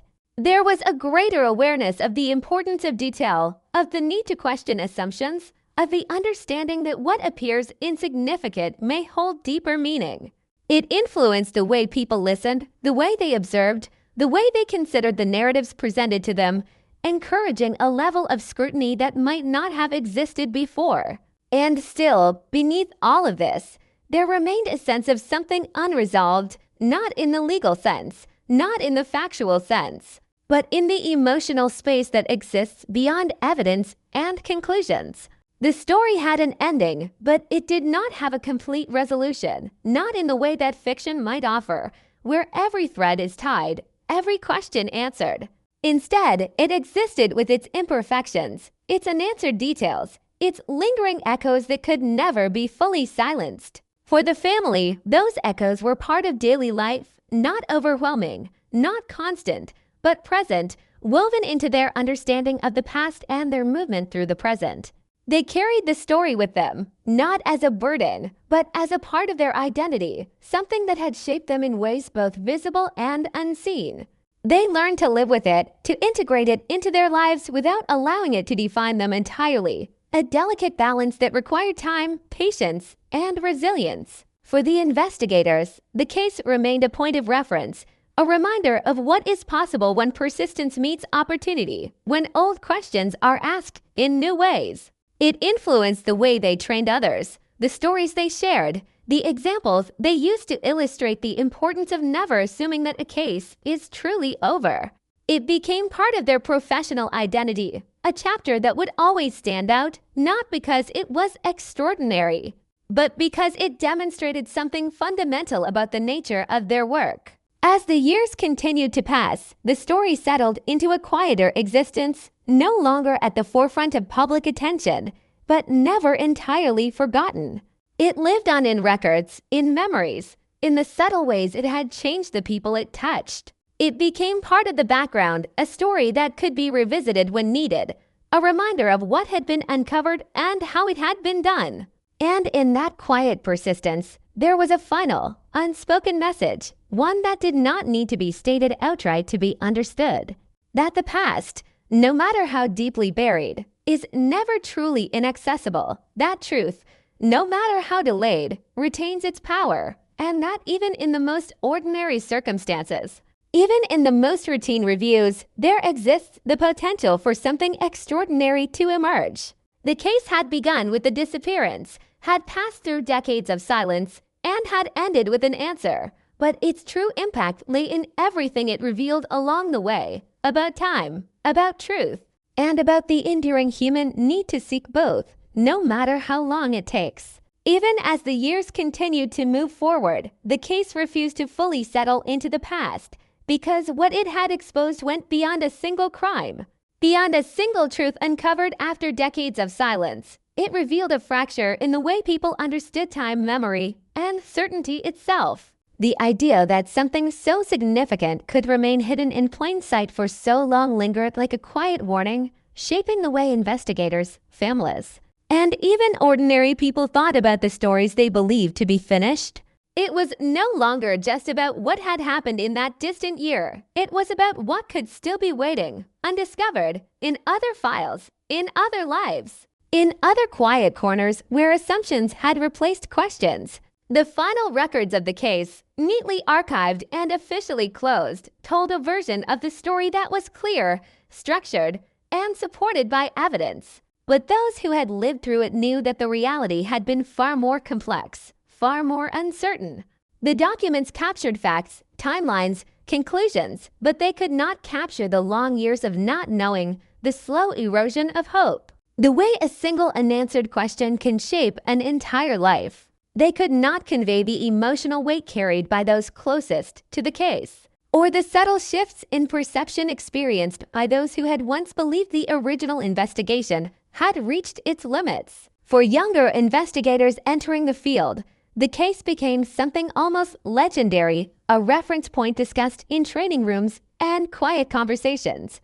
An example of how persistence can intersect with chance to create a breakthrough that changes everything. They studied it not just for its outcome, but for its process, for the way a small inconsistency had been recognized and pursued, for the patience required to rebuild a timeline long after its original context had faded. It became a lesson in humility as much as in determination, a reminder that no matter how thorough an investigation may seem, there is always the possibility that something has been missed. The routine review that had triggered everything was examined in detail not because it was extraordinary in itself, but because it demonstrated how ordinary actions can lead to extraordinary consequences when approached with attention and care. It reinforced the idea that progress does not always come from dramatic breakthroughs, but from the willingness to look again, to question what has already been accepted, to remain open to the possibility that the past still has something to reveal. In this way, the case extended its influence far beyond its immediate context, shaping practices, attitudes, and expectations in ways that would continue long into the future. For the family, the passage of time after the resolution brought a gradual shift, not away from the past, but toward a different relationship with it. The answers they had received allowed them to move forward in ways that had once seemed impossible, but they did not erase the impact of what had happened. Nor did they diminish the significance of the years spent searching for truth. Instead, they created a new framework, one in which the past could be acknowledged without dominating the present, where memories could be revisited without being overshadowed by uncertainty. They found ways to honor her that felt meaningful, acts of remembrance that focused not on the circumstances of her disappearance, but on the life she had lived, the connections she had formed, the presence she had been in the lives of those who knew her. These acts were quiet, personal, often unnoticed by the wider world, but they carried a significance that went beyond public recognition. They represented a reclaiming of narrative, a decision to define her story not by its ending, but by everything that had come before. The man whose lie had shaped so many years faced his own reality, one that was no longer protected by time or silence. His actions had been exposed, his story dismantled, and the life he had built around that lie could no longer exist in the same way. Yet even in this, there was complexity, a recognition that understanding what he had done did not necessarily lead to understanding why. The motivations, The decisions, the moments that had led to that night remained partially obscured, not entirely accessible even through investigation and trial.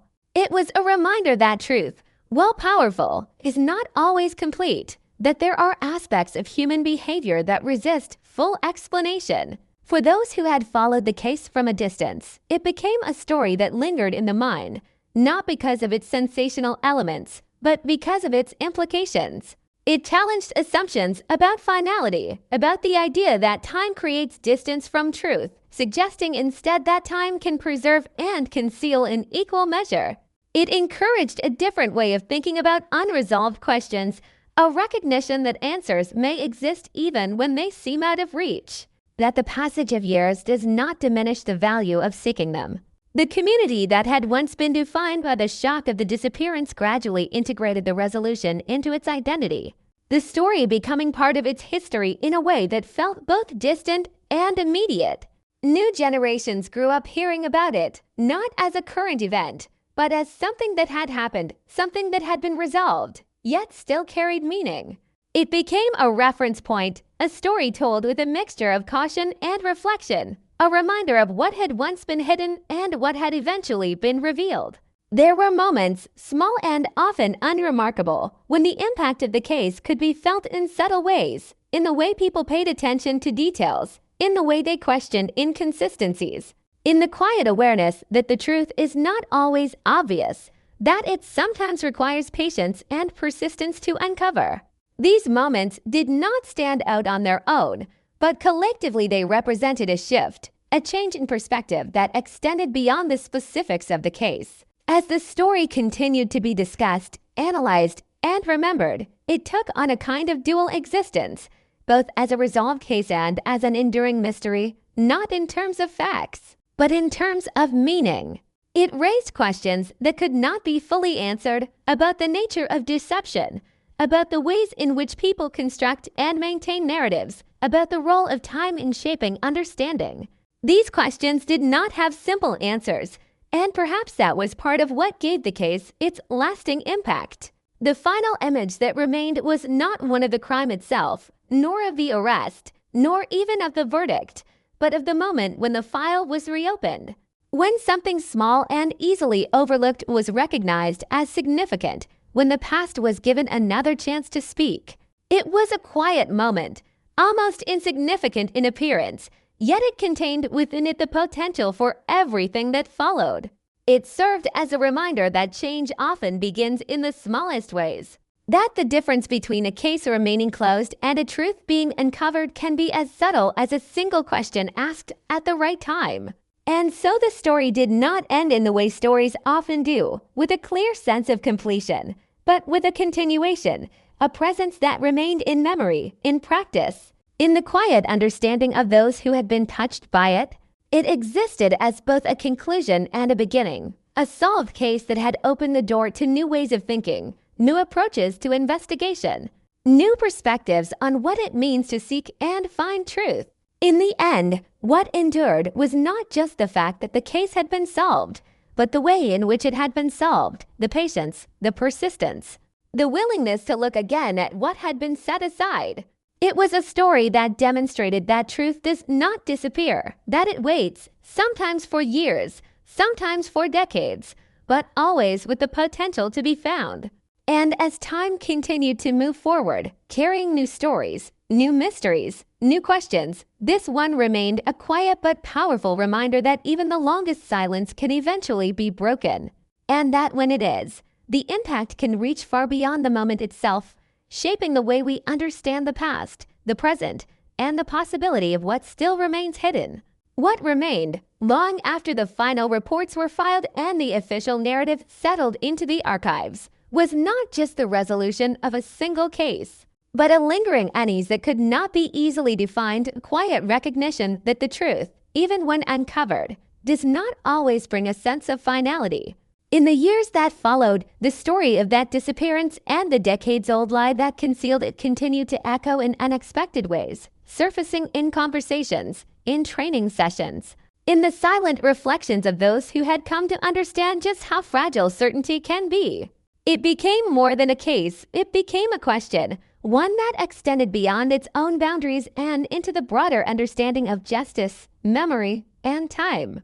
There was a particular moment, often revisited by those closest to the investigation, not the arrest, not the verdict, but the instant when the first inconsistency was noticed during that routine review, a detail so small it could have been overlooked, so ordinary it carried no immediate sense of significance. That moment became symbolic, not because of what it was, but because of what it represented, the idea that truth often hides within the mundane, that it does not always announce itself with urgency, but waits quietly for someone to recognize its importance.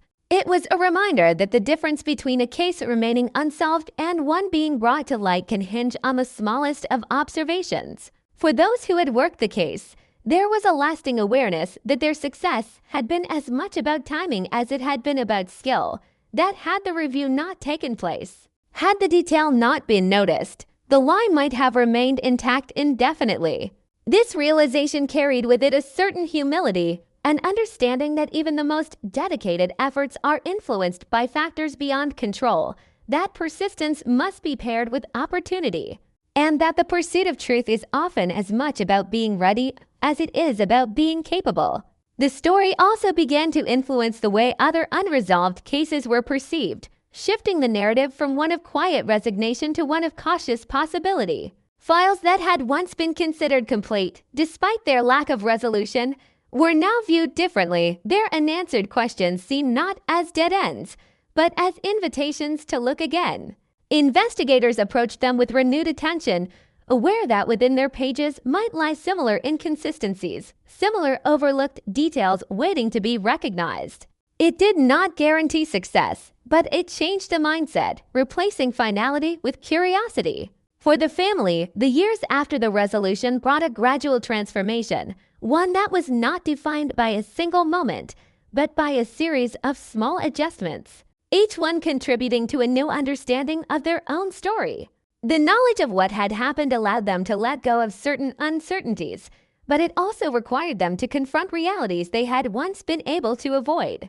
The imagination, which had once filled the gaps with possibilities, was now replaced by a fixed narrative, one that could not be altered or softened. It was a difficult transition, but one that ultimately allowed for a different kind of healing, one grounded in truth rather than speculation. They found themselves reflecting not just on the loss, but on the years that had followed, on how the absence had shaped their lives, their decisions, their relationships. There was a recognition that the case had not only taken someone from them, but had also influenced who they had become in the years since, creating a connection between past and present that could not be separated.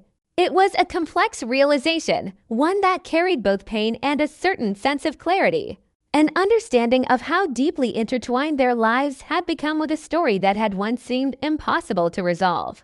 The broader public, too, continued to engage with the case, not with the urgency of breaking news, but with a sustained interest that reflected its deeper implications. It became a point of reference in discussions about cold cases, about investigative methods, about the role of persistence in achieving justice. Documentaries, articles, and discussions revisited the details, each time offering new perspectives, new interpretations, new questions that extended beyond the specifics of the case itself. It was no longer just about what had happened, but about what it meant. One of the most unsettling aspects of the story was the realization of how easily the lie had been maintained, how it had blended into the fabric of everyday life without raising significant suspicion. This aspect resonated with many, creating a sense of unease that extended beyond the case, prompting questions about how many other truths might remain hidden. How many other narratives might exist beneath the surface of what appears to be ordinary? It challenged the assumption that time naturally leads to clarity, suggesting instead that time can just as easily reinforce falsehoods if they are not actively questioned. In professional circles, the case was dissected and analyzed, not just for its outcome, but for the lessons it offered about human behavior, about memory, about the dynamics of long-term deception. It highlighted the importance of revisiting witness statements, of understanding that memory is not static, that it can change, evolve. and sometimes become more accurate as individuals gain distance from events. It also underscored the need for careful, methodical work, for the kind of patience that allows patterns to emerge over time rather than forcing conclusions prematurely. As the story continued to be told, it took on a certain weight, a gravity that distinguished it from other cases, not because it was more dramatic, but because it embodied a fundamental truth about the nature of justice, that it is not bound by time, that it can be delayed, but not necessarily denied. This idea resonated deeply, offering both reassurance and a challenge. Reassurance that answers can still be found, and a challenge to continue seeking them, even when the passage of time makes the pursuit more difficult. There were moments, quiet and unremarkable, when the impact of the case could be felt most strongly in the decisions made by investigators, in the questions asked during routine reviews, in the willingness to look beyond the obvious. These moments did not attract attention, they did not make headlines, but they represented the true legacy of the case, the way it had influenced behavior, shaped thinking, altered approaches in ways that extended far beyond its own narrative. For those who had been directly involved, the case remained a part of them, not something that could be set aside or forgotten, but something that continued to inform their understanding of their work, their experiences, their perceptions of truth and deception. It was a reminder of what is possible, both in terms of what can be hidden and what can be uncovered, a duality that defined their approach to every new case, every new question. As time moved further away from the events themselves, the story began to settle into a different kind of existence, less immediate, less urgent, but no less significant. It became part of the broader history of investigations, a case that would be referenced, studied, remembered, not just for what it revealed, but for how it revealed it. It was a story that carried forward, not in the form of active investigation, but in the quiet influence it exerted on those who encountered it. And in that quiet persistence, there was a final sense of continuity, a recognition that the story, while complete in its own terms, was also part of something larger, a continuum of cases, of questions, of efforts to understand and uncover truth in a world where certainty is never guaranteed. It was both an ending and a beginning, a resolved mystery that had opened the door to new ways of thinking, new approaches to the challenges that remain. The last impression it left was not one of closure, but of awareness, a heightened sensitivity to the complexities of truth, to the ways in which it can be obscured, delayed, and ultimately revealed. It was a reminder that behind every file, every unanswered question, there exists the potential for discovery, for revelation, for the kind of moment that changes everything. And as the story continued to exist in memory and in practice, it carried with it that enduring message that no matter how much time passes, no matter how deeply something is buried, the truth retains its presence, waiting for the moment when it can finally be brought into the light. Deep beneath the bustling, relentless energy of modern London, within the sterile, climate-controlled silence of a metropolitan police evidence facility, lay the forgotten remnants of a nightmare that paralyzed the city in the freezing winter of 2001. Rows upon rows of uniform cardboard boxes stretched into the artificial twilight of the subterranean vault, each container holding the shattered, fragmented pieces of lives violently interrupted. Among this vast ocean of tragedy rested a profoundly unremarkable file, its edges frayed, its cardboard warped, and its ink label faded by the passage of 20 relentless years. This was the archive of a ghost, a depository of dead ends and shattered hopes, representing a mysterious disappearance that had long since transitioned from a screaming, terrifying newspaper headline into a whispered urban legend. For 2 decades, the narrative remained entirely frozen in time, an unsolved cold case that haunted the careers of veteran detectives, prematurely aged the lead investigators, and cast a perpetual, chilling shadow over the community that had been left behind. The official record, meticulously typed on aging paper, told a heartbreaking story of a sudden vanishing into the dense London fog, followed by weeks of frantic, desperate searching. Thousands of missing person flyers plastered across the tiled walls of the underground stations, and ultimately a crushing, unresolved silence that offered no answers and no peace. Yet, the truth was not lost in that historical fog. It was buried beneath a meticulously constructed mountain of deception, waiting patiently in the dark for the inevitable slow march of forensic science to drag it violently back into the blinding light of day. The breakthrough, when it finally arrived, did not come with the dramatic flair of a cinematic confession, nor did it stem from a sudden, tearful revelation from a burdened conscience unable to bear the weight of its own sins. Instead, it materialized through the agonizingly slow, profoundly and glamorous mechanism of a routine cold case review. A mandated procedural check that nobody expected to yield any significant results. In a brightly lit, immaculate laboratory located miles away from the original, long-demolished crime scene, a solitary forensic analyst embarked on a reassessment of physical evidence. Utilizing microscopic technologies and genetic databases that belonged firmly to the realm of science fiction when the crime was actually committed. The focus of this modern inquiry was not on a bloody weapon, a discarded piece of clothing, or a dramatic, obvious clue, but rather on a microscopic anomaly adhered to the dry adhesive backing of a simple, seemingly innocuous postage stamp. This stamp was affixed to a desperate letter submitted to the authorities during the height of the initial panic in 2001. At the time of the original investigation, this letter was cataloged as a vital, foundational piece of the timeline. A desperate plea for help that definitively established the victims' last known whereabouts and their terrified state of mind. It was the absolute pillar upon which the entire police investigation was subsequently built, directing thousands of man-hours toward a specific geographic location and a specific demographic of entirely innocent suspects. The entire community had swallowed this narrative completely whole, gripping the letter's contents as the tragic, definitive final words of a lost soul. But as the microscopic laser scanned the aged adhesive, mapping the microscopic genetic topography left behind by the person who had licked and sealed that envelope 20 years prior, the foundational pillar of the 2001 investigation began to violently, irrevocably crumble. The digital sequence materializing on the analyst's high-definition monitor did not belong to the victim, nor did it belong to any of the anonymous, shadowy phantoms the original detectives had relentlessly chased through the grimy, rain-slicked alleyways of East London. The genetic signature matched an individual intimately, inextricably woven into the very fabric of the tragedy, a person who had stood shoulder to shoulder with the weeping family, who had passionately organized the candlelight vigils in the freezing rain, and who had looked directly into the unforgiving lenses of the television cameras to demand justice for their fallen friend. The routine review had not merely uncovered a new, unexpected suspect.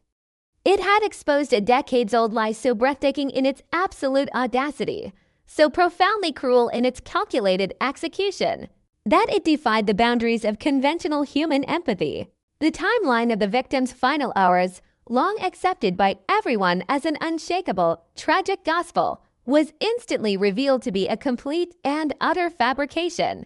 A theatrical script written by a cold-blooded predator to orchestrate their own flawless, invisible escape from consequence. The staggering realization washed over the cold case unit with the devastating force of a physical blow, instantly replacing the stale, quiet air of the archive room with a suffocating, electrifying tension that left veteran investigators staring at the data in utter disbelief. The phantom they had been hunting in the darkness for 2 decades was not a stranger lurking in the shadows, but a familiar, trusted face bathed perpetually in the warm, forgiving light of public sympathy.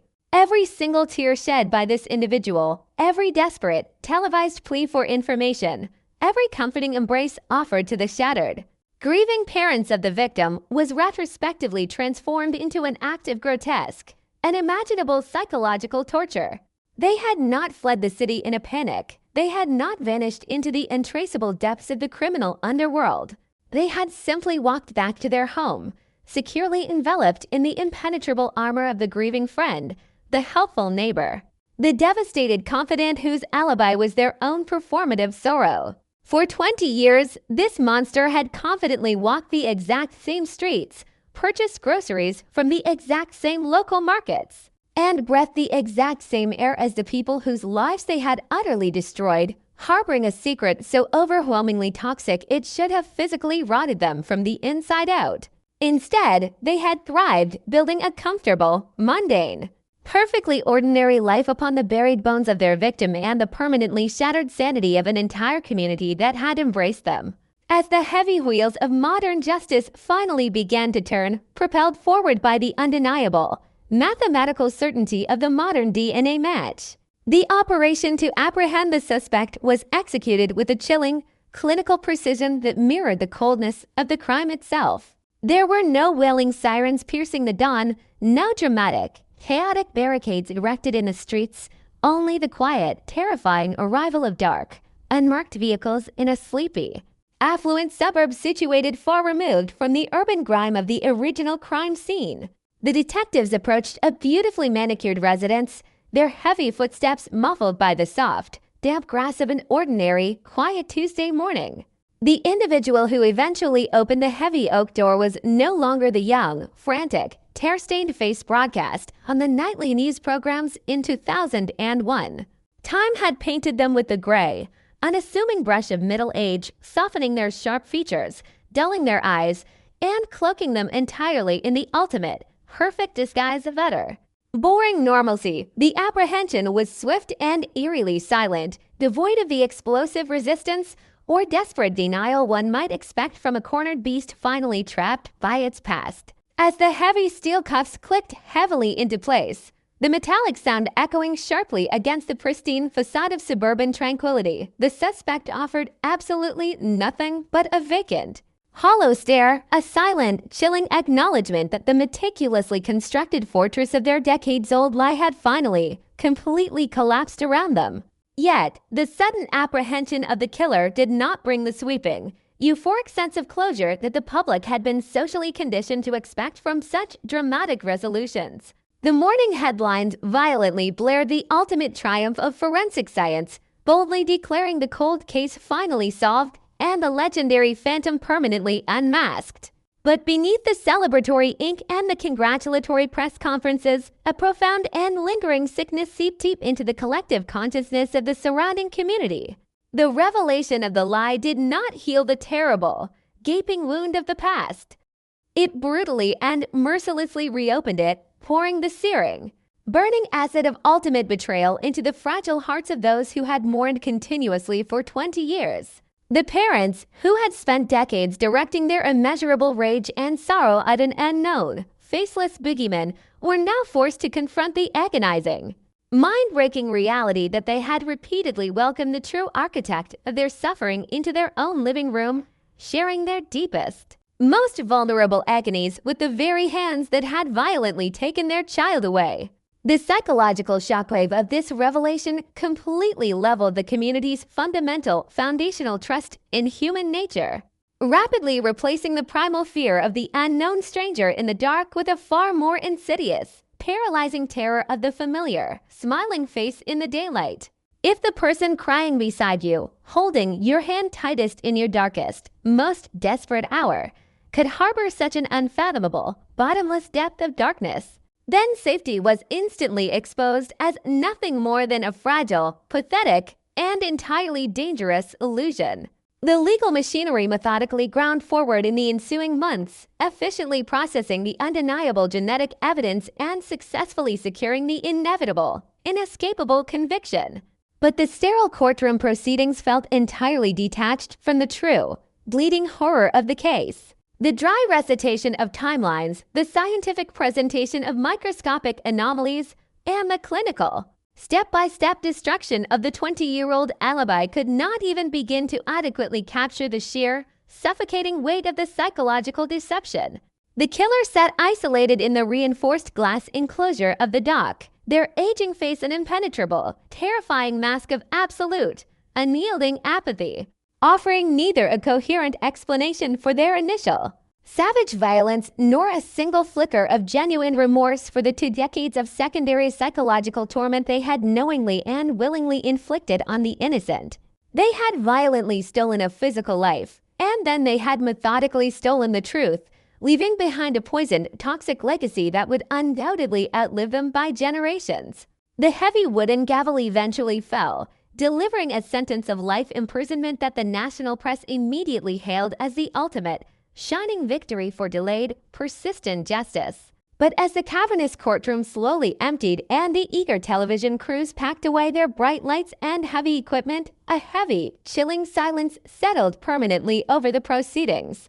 A silence thick with the unspoken, universal acknowledgement that some horrific debts can never truly be repaid, no matter how many years the guilty spend rotting behind iron bars. As the sun sets over the sprawling, modern skyline of London today, casting long, fractured, and distorted shadows across both the historical, crumbling architecture and the gleaming, impenetrable glass towers of the financial district, the restless ghosts of 2001 continue to wander aimlessly through the collective memory of the wounded city. The physical, deteriorating files may have been triumphantly moved from the dusty, forgotten archives of the basement to the closed, secure cabinets of the successfully prosecuted. But the psychological remnants of the devastating case simply refuse to be neatly filed away or forgotten. The horrifying story of the routine forensic review and the unmasked, betraying deceiver has rapidly mutated into a dark, modern cautionary fable, whispered anxiously in the quiet. Vulnerable moments of the night, serving as a brutal, unforgettable reminder that the most terrifying, destructive monsters do not hide in the damp shadows of the unknown alleys. They hide completely in plain sight, flawlessly camouflaged by our own desperate, biological need to trust and rely upon one another. The finally solved cold case stands permanently now, not merely as a shining testament to the relentless, unforgiving, and perfect memory of advancing forensic science, but as a haunting, eternal, and terrifying monument to the absolute fragility of human perception, leaving behind a permanently scarred, deeply paranoid community forever looking nervously over its own shoulder, forever wondering exactly what unimaginable, horrific secrets might be actively hiding directly behind the friendly, familiar, and comforting smiles of the seemingly perfect people living right next door. Even as the heavy iron doors of the maximum security penitentiary slammed violently shut behind the convicted predator, sealing them away in a sterile, concrete tomb for the remainder of their natural life, the chilling reverberations of the 2001 cold case refused to simply dissipate into the comforting ether of concluded history, instead mutating into a terrifying new chapter of unprecedented criminal investigation that would soon bring the entire nation to its knees in collective, paralyzed horror. The brilliant, blinding spotlight of the media had begun to slowly pivot away from the tearful press conferences and the dramatic courtroom verdicts, falsely assuming that the agonizing narrative had finally reached its ultimate, satisfying conclusion. But deep within the labyrinthine, heavily fortified headquarters of the Metropolitan Police, a clandestine task force was quietly assembling under a blanket of absolute, terrified secrecy. The veteran detectives who had miraculously cracked the foundational lie of the 2001 disappearance were completely unable to shake a lingering, insidious sense of dread that gnawed relentlessly at the edges of their professional intuition, a dark, whispering suspicion fueled by the chillingly calm, practiced, and entirely emotionless demeanor the killer had maintained throughout the entirety of their trial and subsequent incarceration. This was not the erratic, panic-stricken behavior of a desperate amateur who had committed a singular, terrible mistake in a moment of blinding passion, the flawless execution of the cover-up, the absolute mastery of the grieving friend persona, and the sociopathic ability to seamlessly compartmentalize unimaginable horror beneath a veneer of utter, boring suburban normalcy pointed unequivocally toward a much darker, far more sophisticated psychological architecture.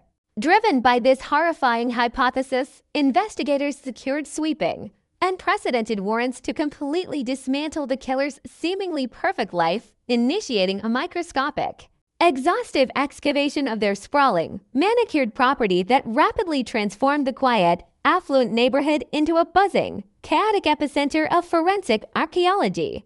Teams of specialists clad in stark white hazardous material suits descended upon the pristine garden, Their ground-penetrating radar devices scanning the meticulously landscaped flower beds and the perfectly level emerald lawns, searching frantically for anomalies hidden beneath the surface of the domestic facade, while inside the residence, cybercrime units meticulously extracted decades of encrypted data from hidden hard drives, cloud servers, and forgotten digital devices concealed within the insulated walls of the home.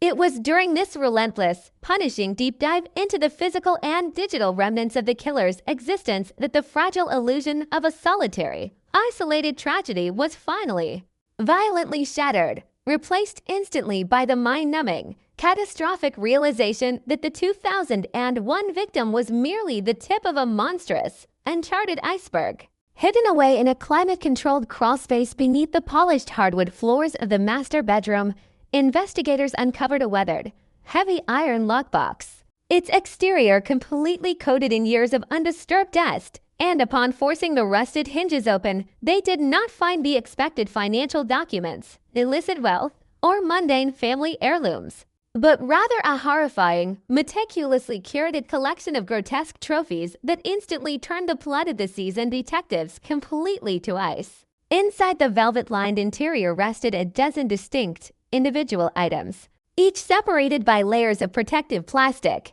A tarnished silver locket containing a faded photograph of an unknown woman, a delicate, severely scratched wristwatch permanently stopped at a specific, haunting hour, a rusted metallic key belonging to an unidentifiable lock, and a small, leather-bound journal filled with cryptic, alphanumeric codes completely indecipherable to the naked eye. The discovery of this strange clue, this undeniable cache of personal artifacts belonging to people completely unconnected to the original 2001 investigation, triggered an immediate, explosive, and absolute community shock that radiated outward from the police precinct, instantly upgrading the solitary murder conviction into an active, terrifying hunt for an unknown number of ghosts. As the digital forensics team worked around the clock in a desperate, frantic bid to crack the complex cryptographic ciphers hidden within the pages of the leather-bound journal, cold case detectives began frantically pulling hundreds of dusty, forgotten files from the subterranean archives, cross-referencing every mysterious disappearance, every unsolved murder, and every whispered rumor of a missing person that had occurred within a 100-mile radius over the past 3 decades. The chilling, undeniable pattern that rapidly began to emerge from the chaotic sea of historical data painted a portrait of a serial predator so terrifyingly efficient, so perfectly camouflaged by their own terrifying aura of helpful, smiling mediocrity, that they had successfully operated a localized reign of terror with absolute, unchallenged impunity. The geographical coordinates extracted from the decrypted journal entries corresponded directly with the last known locations of at least 6 other individuals who had simply vanished into the thick, freezing London fog during the late 1990s and early 2000s. Their cases long abandoned by a police force completely oblivious to the apex predator hunting silently in their own backyard. When the devastating news finally leaked from the secure briefing rooms to the ravenous, waiting press, the subsequent newspaper headlines screamed of uncharted territory and nationwide panic, instantly transforming the convicted killer from a localized boogeyman into a legendary, mythical monster of British true crime history. The revelation that a prolific, merciless serial killer had been actively attending neighborhood barbecues, participating in local charity drives, and comfortably drinking pints in the corner of the local pub while secretly curating a hidden museum of human tragedy in their basement completely shattered the fundamental psychological foundation of the entire country. The families of the newly suspected victims, who had spent decades trapped in the suffocating, agonizing purgatory of ambiguous loss, were suddenly thrust violently back into the blinding spotlight of the media circus. Their long-dormant hope tragically resurrected only to be immediately crushed by the horrific certainty that their loved ones had crossed paths with the exact same smiling, manipulative monster that had destroyed the 2001 victim. Hotlines established by the desperate Metropolitan Police began to ring incessantly, completely overwhelmed by thousands of panicked calls from citizens suddenly terrified of their own neighbors. Reevaluating every strange encounter, every misplaced item, and every slightly uncomfortable conversation they had ever experienced in the quiet, shadowed corners of their seemingly safe communities. The psychological profiling units worked feverishly to deconstruct the killer's mind, attempting to understand the bottomless, terrifying chasm of sociopathy required to physically murder a human being, steal a memento of their existence, and then return home to cook a family dinner with hands still practically stained with invisible blood. But the deeper the psychiatrists delved into the dark, twisted labyrinth of the predator's psyche, the more they realized they were staring into an absolute, unyielding abyss that offered absolutely zero comforting explanations or rational, understandable motives. The killer, securely isolated within the impenetrable walls of the maximum security prison, met the frantic, desperate interrogations regarding the newly discovered lockbox and the decrypted journal with the exact same chilling, vacant stare they had utilized during their initial trial, weaponizing their silence as the ultimate, final form of psychological torture against the authorities and the grieving families desperately begging for the locations of the hidden bodies. They had been physically captured, legally convicted, and permanently removed from society, but they still retained absolute, godlike control over the hidden truths, hoarding the terrifying secrets of their past like a miser hoarding gold, finding a sick, twisted satisfaction in the ongoing, continuous agony they were actively inflicting from behind the impenetrable iron bars of their cell. As the massive, multi-jurisdictional task force desperately mobilizes ground-penetrating radar units and forensic excavation teams to search the remote, desolate coordinates meticulously logged in the killer's encrypted diary, the entire city of London holds its collective breath, trapped in a perpetual, agonizing state of suspended animation, waiting in absolute terror for the next shovel to strike bone in the damp, unforgiving earth. The beautifully manicured suburban home, once viewed as the ultimate, shining symbol of comfortable, ordinary success, now stands entirely abandoned, completely surrounded by towering, impenetrable steel fencing and bright yellow police tape, serving as a dark, haunting, and permanent monument to the terrifying reality that the most dangerous monsters do not lurk in the fictional, exaggerated shadows of our nightmares, but rather they live directly next door, hiding perfectly in the bright, revealing light of day, masking their unimaginable, predatory darkness behind the warm, practiced, and utterly deceptive illusion of a friendly, everyday smile. Gemini Genoy. As the unforgiving, biting dampness of the harsh British autumn settled heavily over the desolate, windswept moorlands and the dense, ancient forests perfectly pinpointed by the killer's meticulously decrypted journal, the massive, multi-agency excavation operation officially began its agonizing, methodical descent into the literal and metaphorical darkness of the predator's buried past, instantly transforming vast, silent expanses of the remote, undisturbed countryside into sprawling, highly classified crime scenes completely cordoned off by miles of snapping yellow police tape and blinding, industrial floodlights that violently pierced the perpetual, suffocating gloom of the wilderness. The ground-penetrating radar units pushed agonizingly slowly across the uneven, saturated earth by exhausted forensic specialists clad in sterile, white hazardous material suits, eventually registered the horrific, unmistakable anomalies they had all been dreading,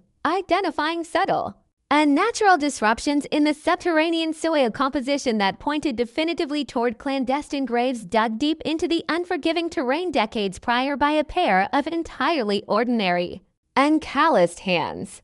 When the heavy, rusted blades of the excavating machinery finally breached the surface and the delicate, painstaking work of the forensic anthropologists began with tiny hand trowels and soft bristle brushes, the earth reluctantly yielded the terrifying, physical proof of the monster's localized reign of terror, revealing shattered, skeletal remains intertwined with decaying, muddy fragments of clothing that directly, undeniably matched the grotesque, velvet-lined trophy collection discovered hidden beneath the pristine floorboards of that affluent, utterly mundane suburban home.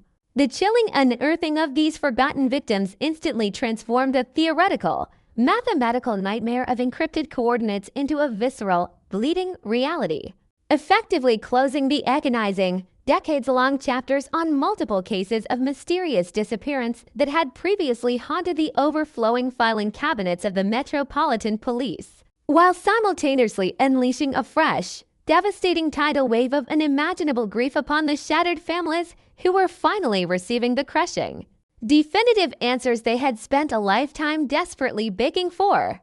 As the fragile skeletal remains were carefully lifted from the cold, muddy earth and solemnly transported away in stark, clinical body bags under the flashing, chaotic blue and red lights of the heavy police escorts, the entire nation watched in absolute, paralyzed horror through the unflinching lens of the rolling, 24-hour news networks. The flashing, sensational newspaper headlines continuously screaming of unprecedented community shock and a nationwide, irreversible loss of innocence that could never, ever be repaired or forgotten.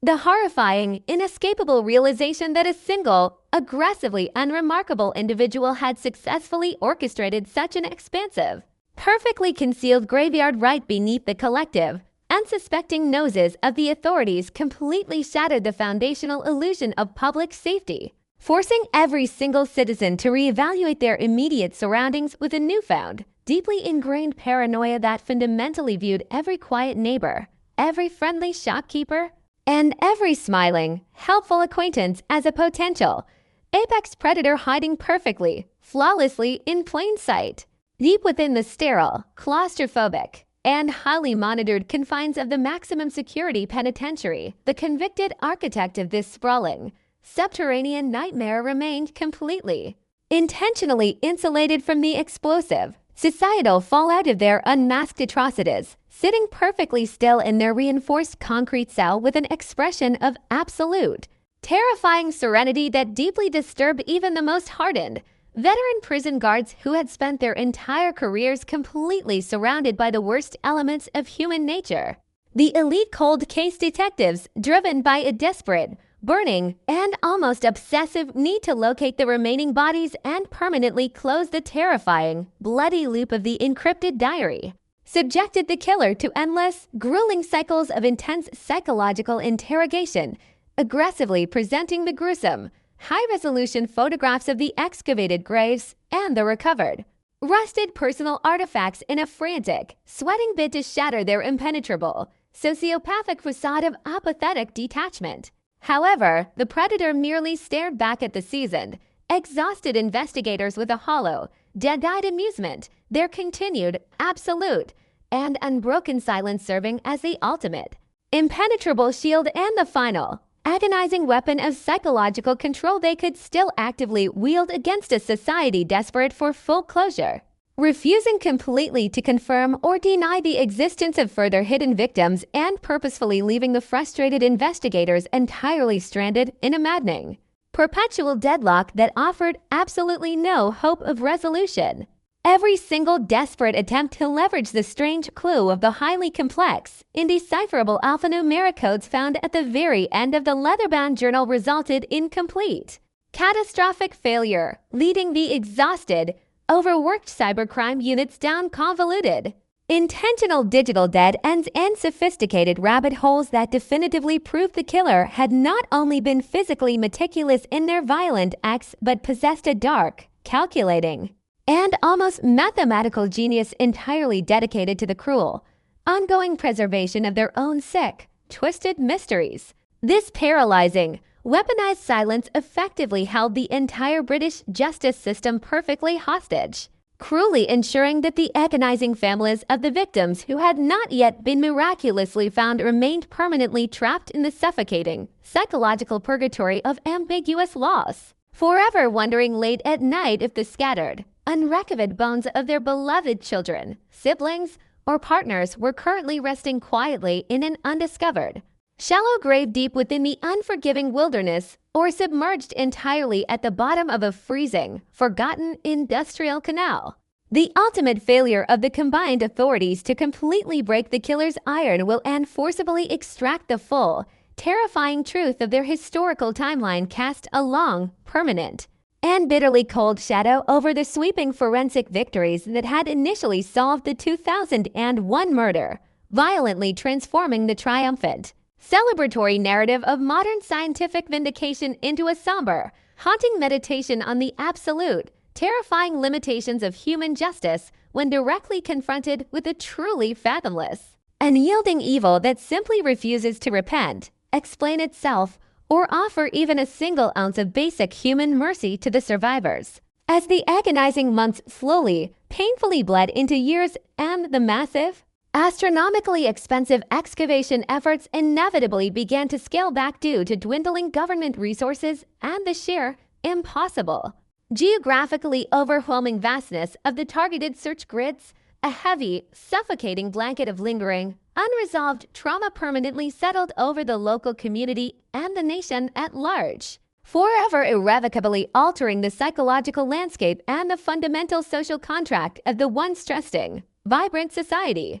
The beautifully manicured, now entirely abandoned residence of the killer, still completely surrounded by towering, rust-streaked steel fencing and slowly being aggressively reclaimed by overgrown, tangled, and dying weeds, transformed into a dark, modern landmark of absolute, paralyzing terror, a physical, rotting, and entirely cursed monument to the breathtaking, sociopathic deception that had successfully and completely fooled an entire sophisticated city for well over 2 decades of uninterrupted, bloody violence. Terrified people deliberately crossed the rain-slicked street to avoid walking past the decaying, silent property, their anxious eyes instinctively darting away from the shadowed, completely empty windows as if the suffocating, residual, almost supernatural evil of the home could somehow physically reach out, grab them, and irreversibly infect their own souls. While local property values completely plummeted and the once vibrant, close-knit, and friendly neighborhood completely dissolved into a toxic atmosphere of isolated, whispering suspicion where absolutely no one truly trusted anyone else ever again, constantly locking their heavy deadbolts twice and looking over their shoulders at every slight noise in the darkness. The truly haunting, unforgettable legacy of the 2001 cold case and its subsequent horrifying evolution into a sprawling, nationally publicized serial investigation ultimately transcends the physical, tangible boundaries of the successful courtroom convictions, the life sentences, and the grim forensic exhumations, embedding itself deeply and permanently into the darkest, most primal, and inescapable fears of the collective human psyche, serving as a brutal, unforgettable, and completely terrifying reminder that the ultimate monster is absolutely never a mythical creature of supernatural origin lurking in the exaggerated, fictional shadows of our childhood nightmares, but rather a perfectly ordinary, exceedingly polite human being standing patiently in the bright, revealing, fluorescent light of the local grocery store aisle, waiting for their next perfect opportunity. The true, lasting, and deeply psychological horror of this entirely unsolved mystery lies not simply in the unfathomable, brutal violence committed in the dark of night, but rather in the terrifying, world-shattering, and entirely unshakable realization that absolute, pure darkness can comfortably and easily inhabit a smiling, familiar, and deeply trusted face, remaining completely undetected, completely unsuspected, and entirely protected by our own biological desire to see the good in others, leaving all of us to forever wander through our ordinary, mundane lives actively wondering exactly what unimaginable, buried, and bloody secrets are currently hiding right behind the locked front doors of the very people we confidently claim to know the best, definitively ensuring that the restless ghosts of the unearthed victims will never truly find peace, and the chilling, whispered echoes of their violently stolen lives will continue to perfectly, endlessly, and mercilessly haunt the nervous, watchful, and terrified silence of the sprawling city for the absolute rest of recorded time. As the physical, heavy industrial machinery of the massive, historically unprecedented excavation effort slowly and agonizingly ground to a halted, rusting standstill amidst the freezing, unforgiving, and deeply saturated mud of the desolate British moorlands, defeated ultimately by the sheer geographical impossibility of searching every single square inch of the vast, Shadowed Wilderness, the agonizing focus of the sprawling, multi-agency investigation violently pivoted away from the muddy, physical earth and plunged directly back into the sterile, glowing, and equally terrifying digital abyss of the killer's meticulously encrypted journal. The nation had forcefully demanded a neat, cinematic resolution to the horrifying serial revelations that had completely shattered their collective illusion of suburban safety. But the bleak, unforgiving reality of this legendary cold case dictated an entirely different, infinitely more agonizing trajectory, trapping the exhausted cold case detectives and the brilliant, sleep-deprived cybercrime analysts in a suffocating, windowless subterranean laboratory buried deep beneath the bustling, oblivious streets of the metropolitan capital.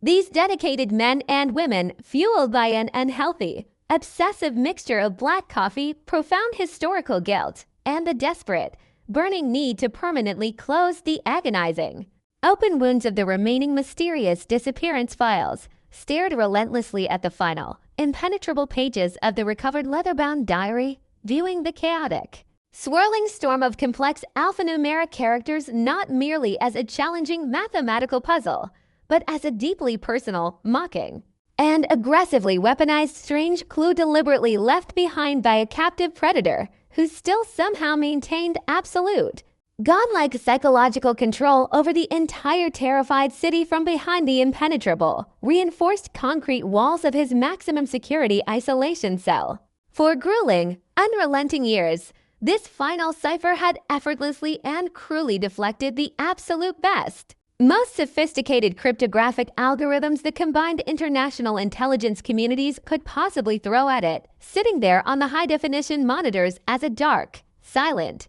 and permanently undefeated monument to the killer's calculated, sociopathic genius, a digital locked door perfectly designed to keep the desperate, grieving families of the unrecovered victims permanently trapped in a harrowing, mind-breaking state of perpetual, suspended emotional animation. But the relentless, unstoppable march of modern technological evolution, the exact same blindingly fast, microscopic forensic advancement that had originally, miraculously shattered the foundational lee of the 2001 alibi, eventually provided the exhausted task force with a terrifying, unprecedented, and highly experimental new key in the form of an advanced, self-learning artificial intelligence network specifically designed to recognize, deconstruct, and ruthlessly exploit microscopic patterns of human linguistic behavior that are entirely invisible to the fragile, limited, and easily distracted human eye. The decision to feed the digitized pages of the killer's final, mocking manifesto into this experimental, humming supercomputer was not made with a triumphant, celebratory cheer, but rather with a heavy, deeply apprehensive, and collective holding of breath, a unified, terrified acknowledgement among the veteran investigators that forcibly tearing open the final, darkest corner of this monster's sprawling psychological architecture might actually unleash a brand new, even more devastating paradigm of absolute community shock that the already deeply traumatized, permanently paranoid society was completely, fundamentally unprepared to mentally survive. As the massive, humming server racks violently processed the decades-old, encrypted madness, the sterile laboratory was completely consumed by a thick, suffocating, and electrifying tension.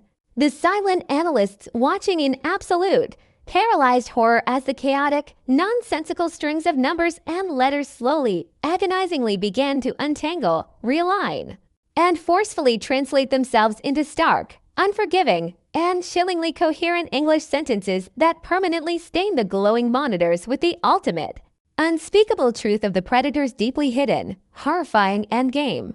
The decrypted text did not violently reveal a new, undiscovered map of shallow, muddy graves, nor did it offer a sudden, tearful, and entirely out-of-character confession of hidden geographical coordinates that would finally bring the rotting, skeletal remains of the missing directly back to their desperate, waiting families. Instead, the digital translation unveiled a meticulously structured, chillingly philosophical, and profoundly infectious psychological manifesto that instantly elevated the convicted murderer from a solitary, localized boogeyman into the terrifying, charismatic architect of a sprawling, ideological nightmare. The killer had meticulously documented not only the gruesome physical mechanics of his flawlessly executed crimes, but the deeply persuasive, twisted, and terrifyingly rationalized psychological framework that allowed him to effortlessly camouflage his monstrous nature beneath the warm, comforting, and deeply trusted veneer of utter, boring suburban normalcy, carefully detailing the precise, mathematical manipulation of human empathy, the calculated, predatory exploitation of basic societal trust, and the foolproof, step-by-step methodologies required to successfully identify, isolate, and violently consume the most vulnerable, trusting members of any given neighborhood without ever triggering a single, solitary alarm bell within the broader, oblivious community.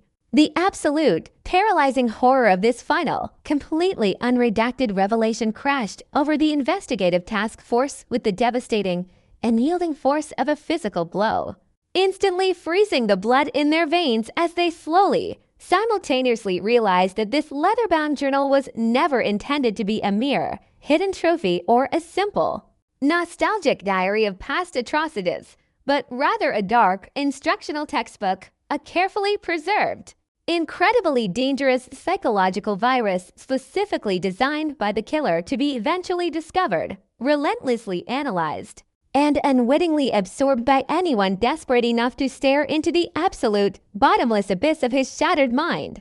The manifesto concluded with a chilling, open-ended, and utterly devastating final passage that directly, aggressively addressed the invisible, future reader, a darkly triumphant, mocking declaration that while his own physical body may eventually rot behind thick iron bars, the terrifying, fundamental truth of his existence, the undeniable, earth-shattering reality that perfect, unblemished monsters walk comfortably, freely, and invisibly among us every single day had now been permanently, irrevocably injected into the collective bloodstream of human consciousness, practically guaranteeing that his sick, twisted legacy would continuously, endlessly self-replicate in the deeply paranoid, terrified minds of a completely broken society. The immediate, frantic, and highly classified suppression of this digital translation by the highest echelons of the terrified government completely failed to contain the catastrophic psychological fallout, as heavily redacted, terrifying rumors of the manifesto's true, infectious nature inevitably began to slowly, toxically leak out of the secure precinct and violently infiltrate the anxious, insomniac conversations of the local community, sparking a brand new, infinitely more insidious wave of absolute, paralyzing terror that aggressively transcended the original fear of a single, incarcerated murderer.